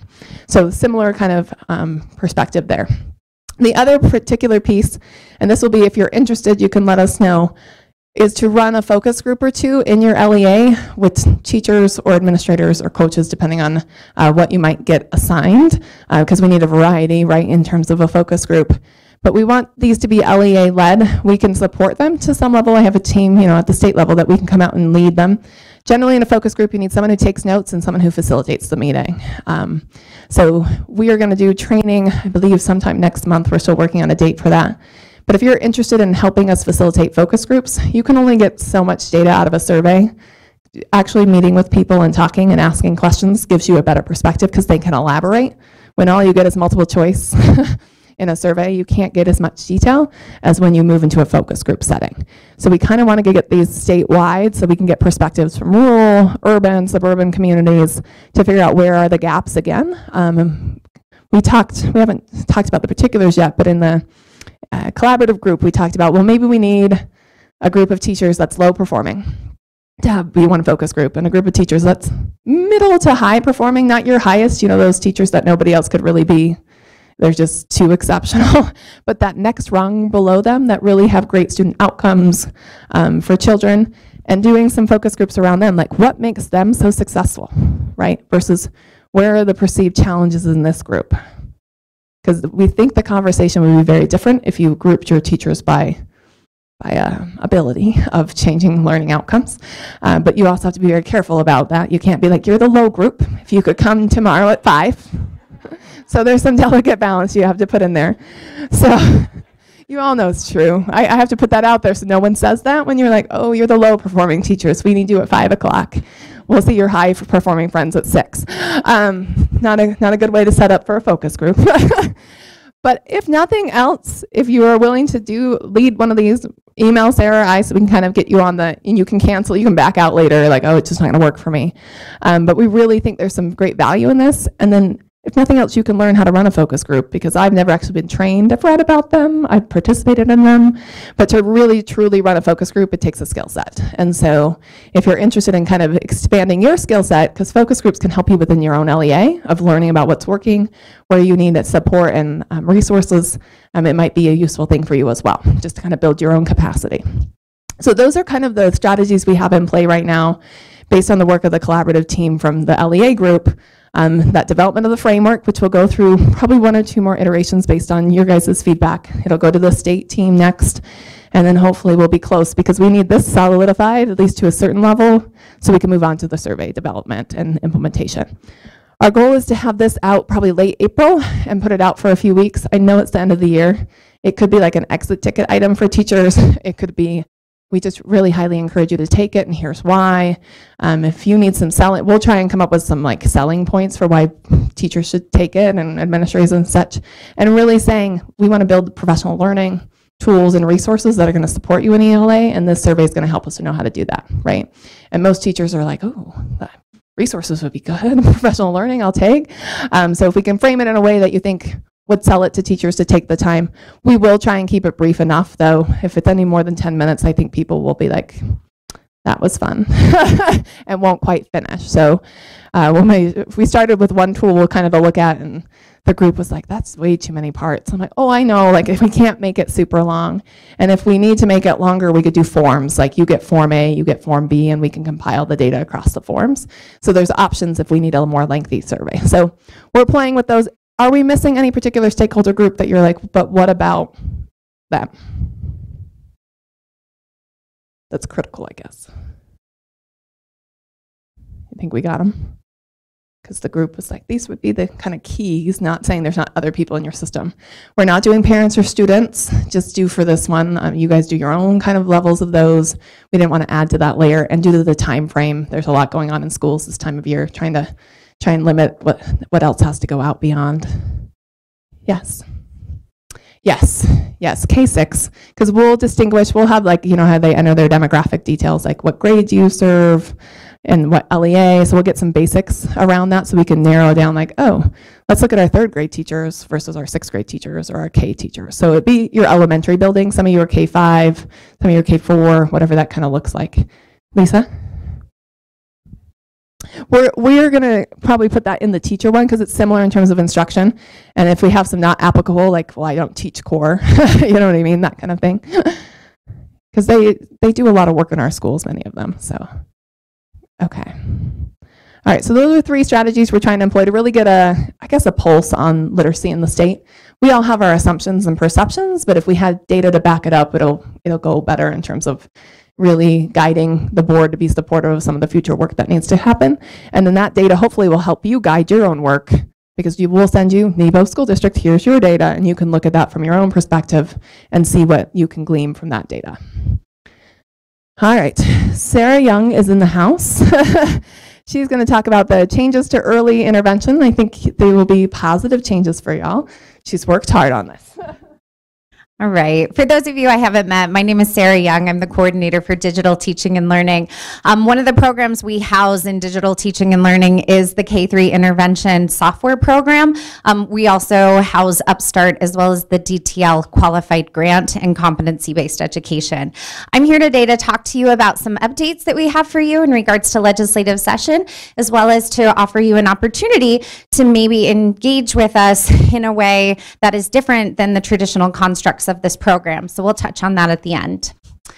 So K-3 software updates, the legislation for SB 127 reading software program amendments, we really focused in on being able to remove a piece of code that was a huge challenge for us last year when we were constructing the board rule around this program. This is the piece of code that speaks to the fact that in accordance with technology providers' dosage recommendations, a school that does not meet those for 2 consecutive years is no longer eligible for the program. And so our effort was to remove this language to be able to give more flexibility to our Utah State school board members to be able to have increased flexibility articulated in board rule.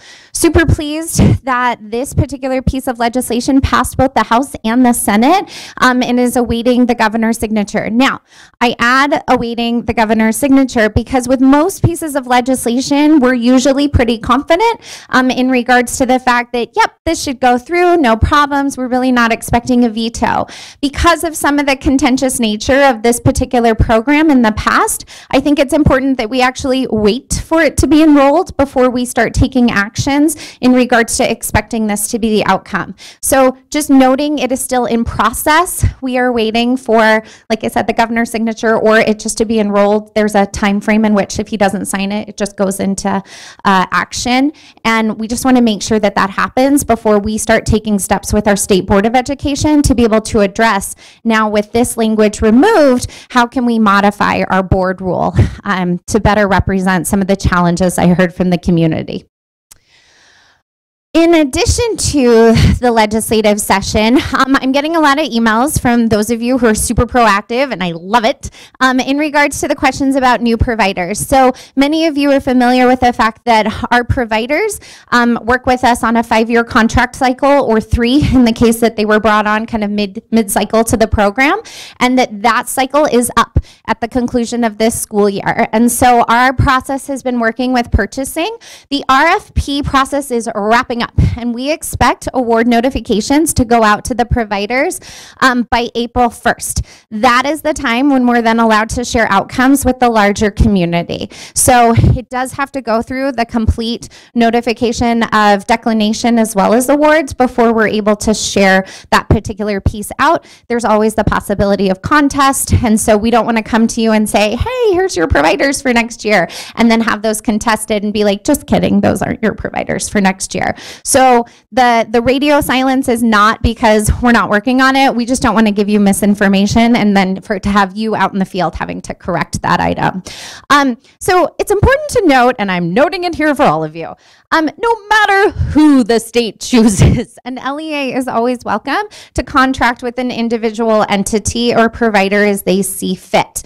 I bring this up because digital teaching and learning and the plans that are qualified grants that were awarded to each of your LEAs, we have every district except for 1 participating, and we're up to 35 charter schools who are participating with DTL plans as well. That program received a double allocation of funds for this upcoming FY 2019, which means that plans were projecting a funding level of X, and they will have 2 times X available to them for digital opportunities next year. I share that with you because you should get in early.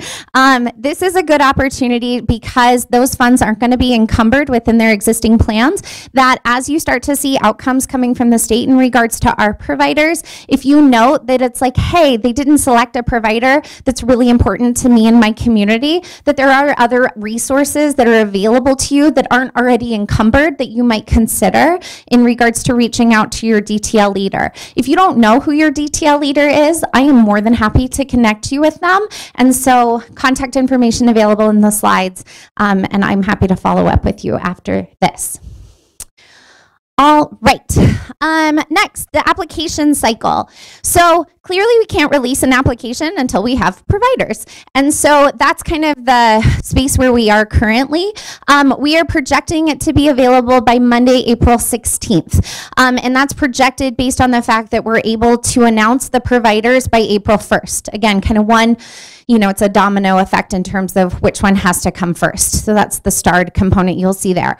Application notifications will go out to LDs, CDs, DTL leaders and all current program principals in terms of that we notify them, hey, the application window is open. Based on this application window, we expect to close the application by the end of May in regards to asking those items to be in there. If it's not open by the 16th, we will shift that later to be able to give more opportunity, recognizing end of school year can sometimes be challenging.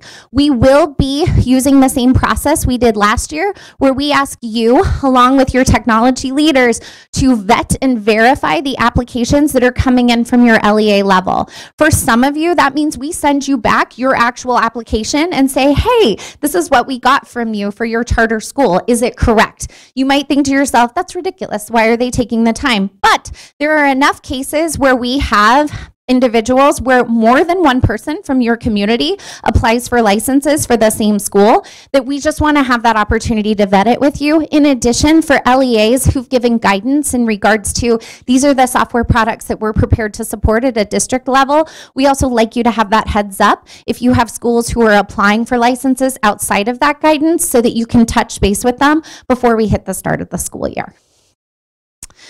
All right, let's talk about everyone's favorite, probation. So many of you are come from LEAs that have schools that did not qualify for licenses based on the previous code in these previous the previous 2017-18 school year. So the question is, how do you get back in? So there will be a separate application that'll go directly to the probation school leaders that'll be available for those that were not allowed in the program this past year for this upcoming year. The major difference in the application, that'll go to the principal directly, and then we will CC the LD, CD, and DTL for each of those LEAs so that you're getting notification on who got that information, although it's the same list that you got from us in the fall. Probation, your requirements are different for schools re-entering the program. So let me be clear on what those different requirements are. For probation, it's important to note that many of our providers offer additional supports that are available through the purchase resources through the state contract. They offer things like PD or data dives or offering onboarding or different components like that. We have always made those optional to all of the schools. You were welcome to participate in them. You did not have to. In the case of probationary schools, we are saying that by choosing to come back into the program, you will be participating in several of these constructs that will be laid out up front, and they're specific to provider. So the requirements for software provider A are not going to be the same as the requirements for software provider B. It's going to be specific on what that program offers and what types of supports they have in place. As part of that, again, we will have that all available to you. These are items that will not cost your schools extra money. Again, these are actually items that are available to all your schools. It's just a question of saying, like, you know, you were working in this process for a couple of years. You weren't necessarily seeing success in regards to leveraging the software to the full potential that is being recommended at this point. And so this is your opportunity to receive additional supports in regards to that. Probationary schools that are successful in meeting their fidelity measures will come back into the normal program after 1 year, and then they'll be part of the whatever accountability measures are ultimately decided by the state board in terms of maintenance for the program moving forward. So we picture probation to be a 1-year item, and then you're out. Now, that brings the question, what if you're not successful your year of probation? Current board rule states that if you go through probation and you don't meet your targets that are articulated in regards to the use of the software, you have two choices. One is you can exit the program again for a year, and then you can come back. Or you can stay in probation for another year, but you'll be responsible for 50% of the license costs at a school level. So what we're really saying here in regards to this item is we don't want any schools in this particular item. In terms of saying, I'm going through the process, we're leveraging it. We are putting tools in place to have the measures a little more transparent to you as leaders, as well as those school leaders outside of the individual programs towards meeting these state targets. And I'll talk about that here momentarily. Last but not least, personalized fidelity. Okay, so it is not lost on me the conversations that we have had and that I have heard not just from you as LDs, but also from your school leaders, as well as our digital teaching and learning leaders and even our curriculum directors in regards to these statewide fidelity measures. I appreciate the kind of application of a one-size-fits-all plan is really challenging, and especially when we're talking about the role of supplemental software towards meeting instructional outcomes, it's really hard to say, you know what, it doesn't matter what your basal reader series is. The software will take care of it. Oh, it doesn't matter what kind of training your teacher has. The software will take care of it if you just use it to this matter. It doesn't really matter what your student to teacher ratio is. Software will take care of it. We're not saying that, and that's not a belief that we hold here at the state level. We appreciate that there are so many different variables that really factor into whether kids are able to achieve successes related to literacy, and that software is a component of that, but it's not the single primary tier 1 instructional driver. So with that said, when you come in and say, hey, you have to use it at this level, every single person, you know, you're kind of then ignoring that there's all these other variables that are involved, and you're not allowing for the local kind of drive and flexibility that we want to see. So with that said, and by the way, this is something that's true for all of digital teaching and learning. So I'm talking with you in regards to the literacy software, but we have the same conversations with K-12 in regards to the use of the mathematics software as well. Where we're going. So from an accountability standpoint, although statewide level measures is really, really easy, it's not meeting the needs of our community. So we've been working with Learn Platform in regards to providing an EdTech management solution that allows you to not only have better transparency into what type of usage you're getting, but also to allow you to run outcome analysis that we do on the state level at an aggregate, but at a local level and to your own outcomes. So you could run it with DIBELS if you want to use state measures. You could also run it specific to if you have local benchmark information you're using. You could look at, okay, so based on the usage we're collecting from these kids and their outcomes, what am I seeing? Am I seeing improved outcomes with the students who are using it? And how are they using it to achieve those outcomes? We really want to start using more of a data reflection style of analysis in terms of then setting what your ultimate targets are for where we're headed with how software can be used effectively to improve instruction, and less of the one-size-fits-all for the state of Utah. So these metrics that we're proposing would be available in a pilot format, which I will show how you could sign up for that. We'll get the measures in place over the 18-19 school year, and then we will be piloting personalized fidelity targets for those schools for fall of 2019. So if you have schools where you say, you know what, you're telling me it's so many minutes per week for so many weeks, and I'm here to tell you as the expert from my community that that's not true for my LEA, and here are all the different reasons why, I highly encourage you to join us for this pilot opportunity. Because this is your moment to maybe take that school where you're seeing great outcomes, but maybe they lost their software because they didn't hit these statewide fidelity targets, or vice versa. Maybe they're using the software a ton, but you're not seeing outcomes with those kiddos. And you're like, wait a minute, there's a disconnect here, and I need more information, but I also am not doing my dissertation right now, and so I'm a little kind of cramped in terms of resources to be able to achieve that. Then we will work with you in terms of being able to support you in that analysis so that you can look at this. Ultimately, just so you know where we're going, we would like to see this available, if it works well in pilot, available to the entire statewide community for personalized targets for software moving forward as a whole. So we would move away from having the statewide target unless you were a first-year user, and instead you would leverage these for all of your software products. Ultimately, the transparency piece is for you to be able to take a look and say, is this product meeting my needs in terms of student outcomes? And if so, how often do we have to use it? Because if there's a product where it's like, yeah, you're seeing these really great outcomes, but kids have to use it 120 minutes every single day, you'd be like, whoa. maybe that's not the product for me and for my teachers, because that's going to infringe on tier 1. On the flip side, if you're able to look at the data and say, all right, this product is saying 45 minutes a week, but I'm able to show through an analysis of data of my students and my teachers that we're seeing the same outcomes with 30 minutes a week as we're seeing with 45, well, great. Then I have a data set with which to present my personalized target. Okay, interested in piloting. So this is linked in the slide set, but it's a really short survey. And the survey is just asking for individuals who are interested in learning more about the pilot. So we're not asking you to commit at this very moment in time. All we're asking for you is to show interest, and we will be hosting a webinar in the summer. So you don't even have to leave the poolside, moment of your summer. That's so exciting. But you can actually just attend digitally. We'll talk to you more about what this looks like, and that'll be your opportunity to actually sign up schools. Our target would be to have between 20 and 25 schools. We're also not looking to necessarily limit it, but that's kind of what our initial target is. So here's where you can go, provide your information, the name of your LEA, and then we put together kind of a list of which weeks would it make most sense for us to offer the webinar so that you can give us that feedback. This is a majority rule.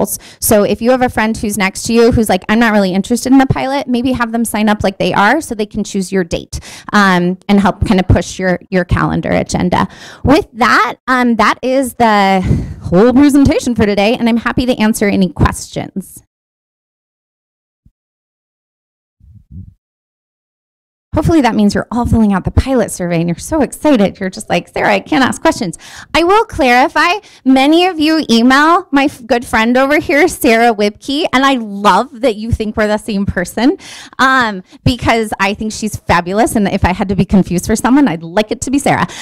With that said, if you have questions about the software program, Sarah ultimately forwards them to me, Sarah Young, and again, I'm happy to respond to you in regards to that information. I will stick around if there's questions, but otherwise, thanks so much. Oh, yeah. The link is not working. Did you use capitals and lowercase? Oh, we just clicked on it? Okay, give me 2 seconds for a technology solution, and I will get back to you momentarily. Follow up today. We'll email out the link. How about that? Because if that's not working, it's not working. Okay. Ultimately, with the Learn platform, that might actually be one of your tools that you can use to show how the strategy worked for your data plan and the literacy plans in future years when all this is in play. It might be a nice connection of work that's already being done that you won't have to replicate. It would already be in place. So something to consider. All right, we're going to do kind of the wrap-up portions of the session in terms of just things that are coming up, things to be aware of. And there's already an error on the slide because it changed yesterday, and it was like 9 o'clock at night, and I did not change the slide. So we are bringing in Peter DeWitt. I don't know how many of you have seen him before, but he's going to come in and do some collaborative leadership, so kind of that collective efficacy idea with our principals and coaches is kind of the intended target audience for this. And he's going to come April 24th and 25th. So just kind of change that in your mind, 24, 25. It's going to be capacity of 125. We will get a Midas course number to you. I'll email it out. My assistant is still building it, but we'll send you out the link for registration. There will be a follow-up training day in October, November, where there'll be the expectation that people did something with what they learned and have to like prove that and use that to kind of move the work forward. The big focus for this is this collaborative leadership, which we'll also talk about feedback and student self-assessment is kind of built into that, and how to kind of get that operating within your system of collaborative leadership, but with a lens of cognitive engagement. So obviously student self-assessment is one way to cognitively engage students in their learning and their experiences, as well as feedback, but there'll be other potential strategies as well. So Peter DeWitt will be leading that work. Peter DeWitt works with Hattie, Jim Knight, and some other folks. He's kind of one of the lead speakers for them at this point. So if you haven't had the pleasure, this would be a good opportunity to have that pleasure. Plus he's handsome, so you can enjoy the view while you're there. So some of you. All right, so that is an opportunity. We'll be releasing that soon, probably this week. I'll send you the details for Peter DeWitt, but I want to just kind of mark your calendar if you're available or interested. We're trying to do Coaching Institute built around the 4 kind of pillars for coaching. We started out with coaching classroom management and had Tricia Skiles in for that. We're moving to cognitive engagement. Then next year we'll take on planning and instruction for how you coach teachers on how to plan and how you coach actual instruction. So that's kind of our coaching level supports for people. You have a flyer that we had in your handouts for the Utah Systems Conference. This is a new conference that we'll be putting on. It's kind of replacing or adding to the MTSS conference. So this is the MTSS conference, those of you that are familiar with that term. We're kind of reframing how it's going to work.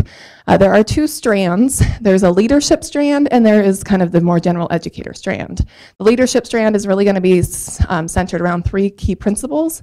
The MTSS will be similar, but we'll have some additional components. If you haven't heard of L Principal, that's what they call him. He's a pretty dynamic speaker. He was at the National Title I Conference as kind of their keynote. From what I've heard, inspirational, kind of gets you excited. You always have to have a keynote like that, right? And then we have some other keynotes around equity and how to make schools more equitable, as well as, there's 2 other topics and they're on the sheet and they're escaping me right now. Collective efficacy, so we'll have someone that comes and kind of works with around that principle of leadership, how you build collective efficacy in your schools. And if you're not familiar with that term, it's kind of like teams working together to shape the vision and things of schools. And then aligning systems, so helping principals look at their system and look at all the initiatives they have running and seeing which ones are being effective, which ones could they get rid of, kind of figuring out what to really prioritize. So those will be the kind of the 3 main strands for area of concentration for principals and their supervisors if they want to attend with them. It's June 18th and 19th. There is the post-conference for those of you end up in the SPDIG grant, which is the MTSS grant, on June 20th. So in the past, if you've been in that, it was a pre-conference and then you went to the conference. We've kind of flipped it to where you would attend the conference and then use what you learned at the conference as part of your post-conference discussion. So that's kind of a new change if you're new to this or have some background. So really looking within those 3 areas of alignment, collaboration, and equity. We've got a good presenter lined up for equity as well.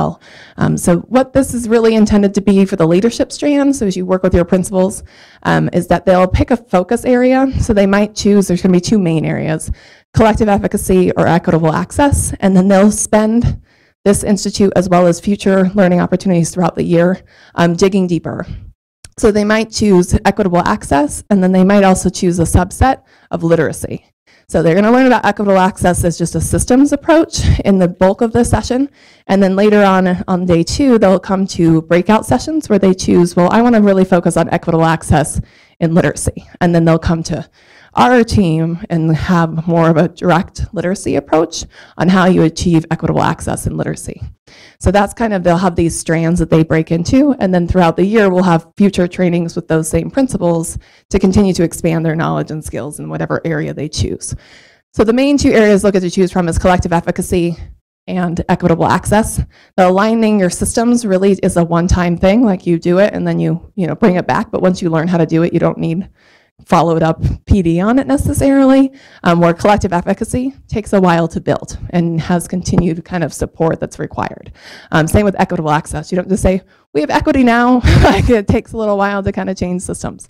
So you'll kind of see that as an opportunity.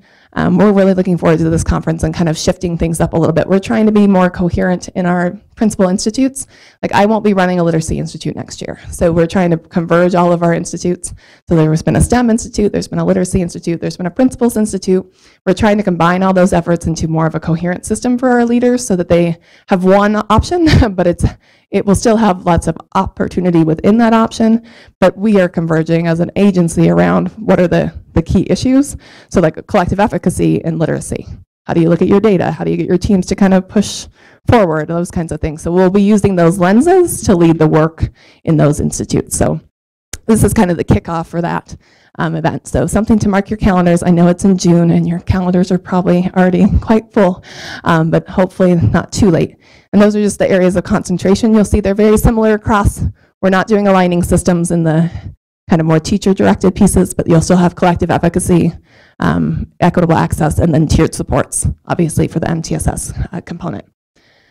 All right, this was a question that was emailed to me that I said I would bring to you all. And we had keep training the last couple of weeks, so I had it asked once in those times.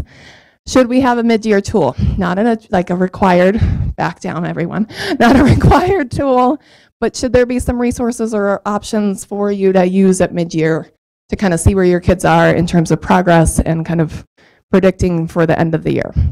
Most of you, from what I can tell, have kind of figured this out yourselves and have kind of developed things and said, well, we can take this from the exit, this from the entry, and kind of get a good little feel, or we just give certain components of one or the other, different ways to do it. But I wanted to kind of just see that it was just somebody had emailed, are you going to make one? And I'm like, oh, I've really not liked you. At this point, Jennifer's assessed out, and we have to make a pre-K assessment now. So I'm kind of done making assessments personally. But if this is something the field desires, we kind of wanted to get a kind of pulse from different groups. So starting with you all, currently, what are you doing to assess mid-year kindergartners, besides DIBELS, I guess? Anything holistically? That's kindergarten. It's like they're ongoing all the time. Okay.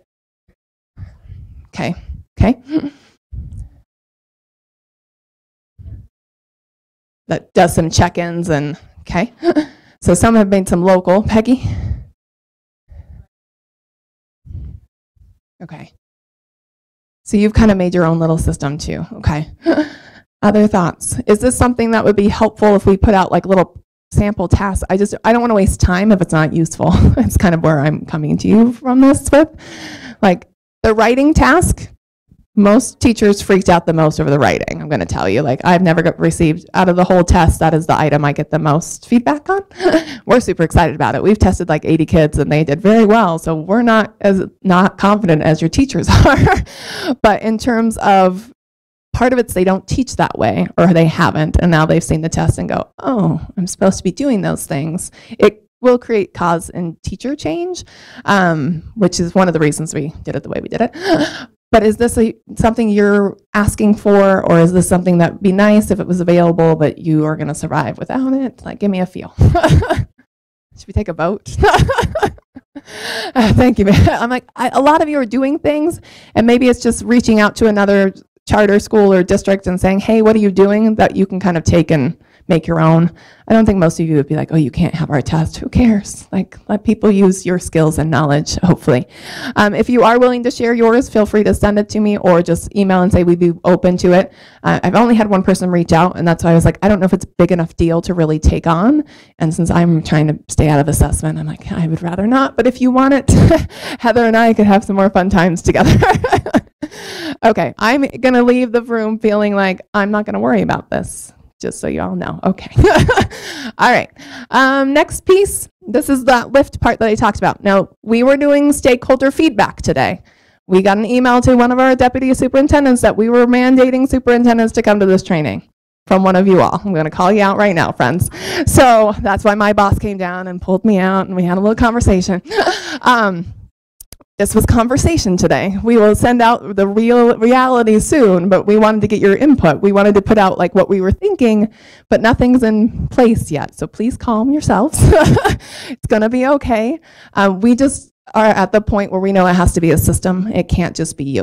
So whatever that system needs to look like is why we wanted your feedback today. So we greatly appreciate that, but please know we don't know who the team should be. And we also wanted to take your feedback to formulate that team and then take the opportunity to say, here are the people that have to be there. You have to have this many people, but who else fills your team is up to you.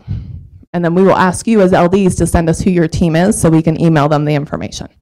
Okay, so just keep that in mind. Don't get all fired up. It's going to be okay. I know it's anytime we say mandatory, people freak out. But at some point, we can't keep going with the way we've been going, right? And then you have to cause change. And like I said, get comfortable with being uncomfortable. Sarah and I are okay with getting yelled at. We'll be all right. Sarah got a call yesterday that they thought I was being replaced. Who knows? It could all happen any moment. But at this point, I'm planning on staying here. The rumor mills that come out. So These are our tentative dates and general location. So kind of make a note for yourselves. You're more than welcome to go to any location, but obviously from a money standpoint, it's going to be helpful to go to your more local. We tried to look at school calendars and when you were out to determine who could get started earlier and who needs to go later.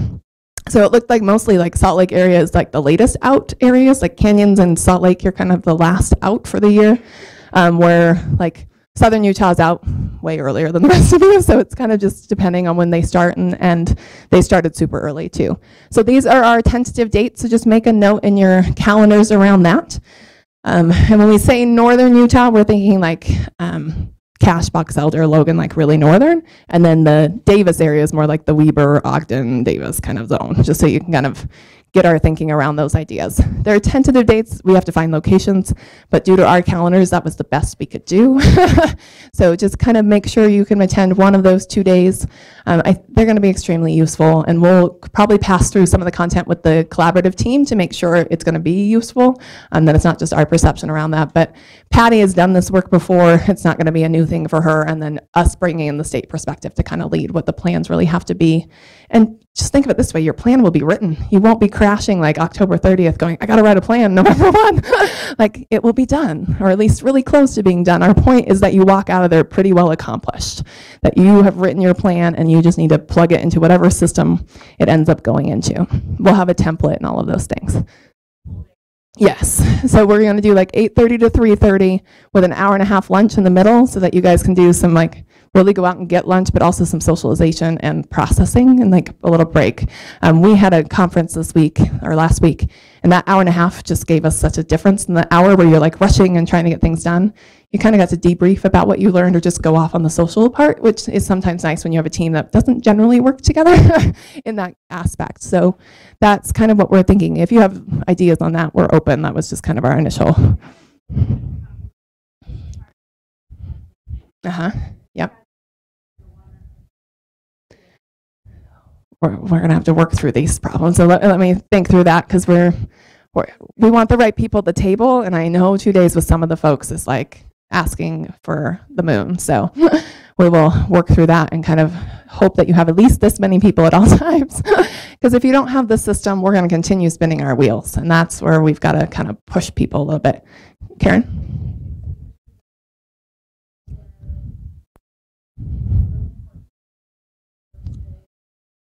The not so important people the second day, because you all are not important, and I'm going to tell you you're there both days. I get what you're saying. So some priority of like, this would be really essential for these people if they're going to be in your team, because some of your folks may not need to be there the whole time. They need to be there for the big vision and kind of movement forward. So let us think through that in terms of as we build an agenda. If we can be really clear, like this is the time that if your superintendent is like one of does all of these things, like they might need to be there for the first 4 hours or whatever. Okay, we can definitely work through that and think really strategically, because I know even like our agency, getting a bunch of people in the room at the same day is like a joke, so I get it. Okay, so that is probably, I think, the last one. We will be sending out, we're offering a Tier 2 interventionist endorsement course this fall through Utah Reading Clinic. They're gonna run Next Steps via distance. So whether you live locally or out in the rural community, you can get the Next Steps training if you're interested. We had some leftover money from the Tier 3 course that we thought, well, we might as well get the Tier 2 course in too. So if you have anybody who wants the interventionist endorsement, we're trying to offer a local opportunity this summer, but it's full, and then we'll have a distance opportunity in the fall. So just something I'll send out in the next few days so you can know what it is, just to give you a little preface. Any final thoughts or questions? Please don't leave here telling your superintendent he has to be here June 13th and 14th right now. And we don't need to rile the feathers yet, okay? We have not made that decision. It's just conversation today. Like, calm down, my friends. We love you, but it's gonna be okay. All right, thank you for your time today. We are wrapping up, and we will be around if you need us. Have a good one.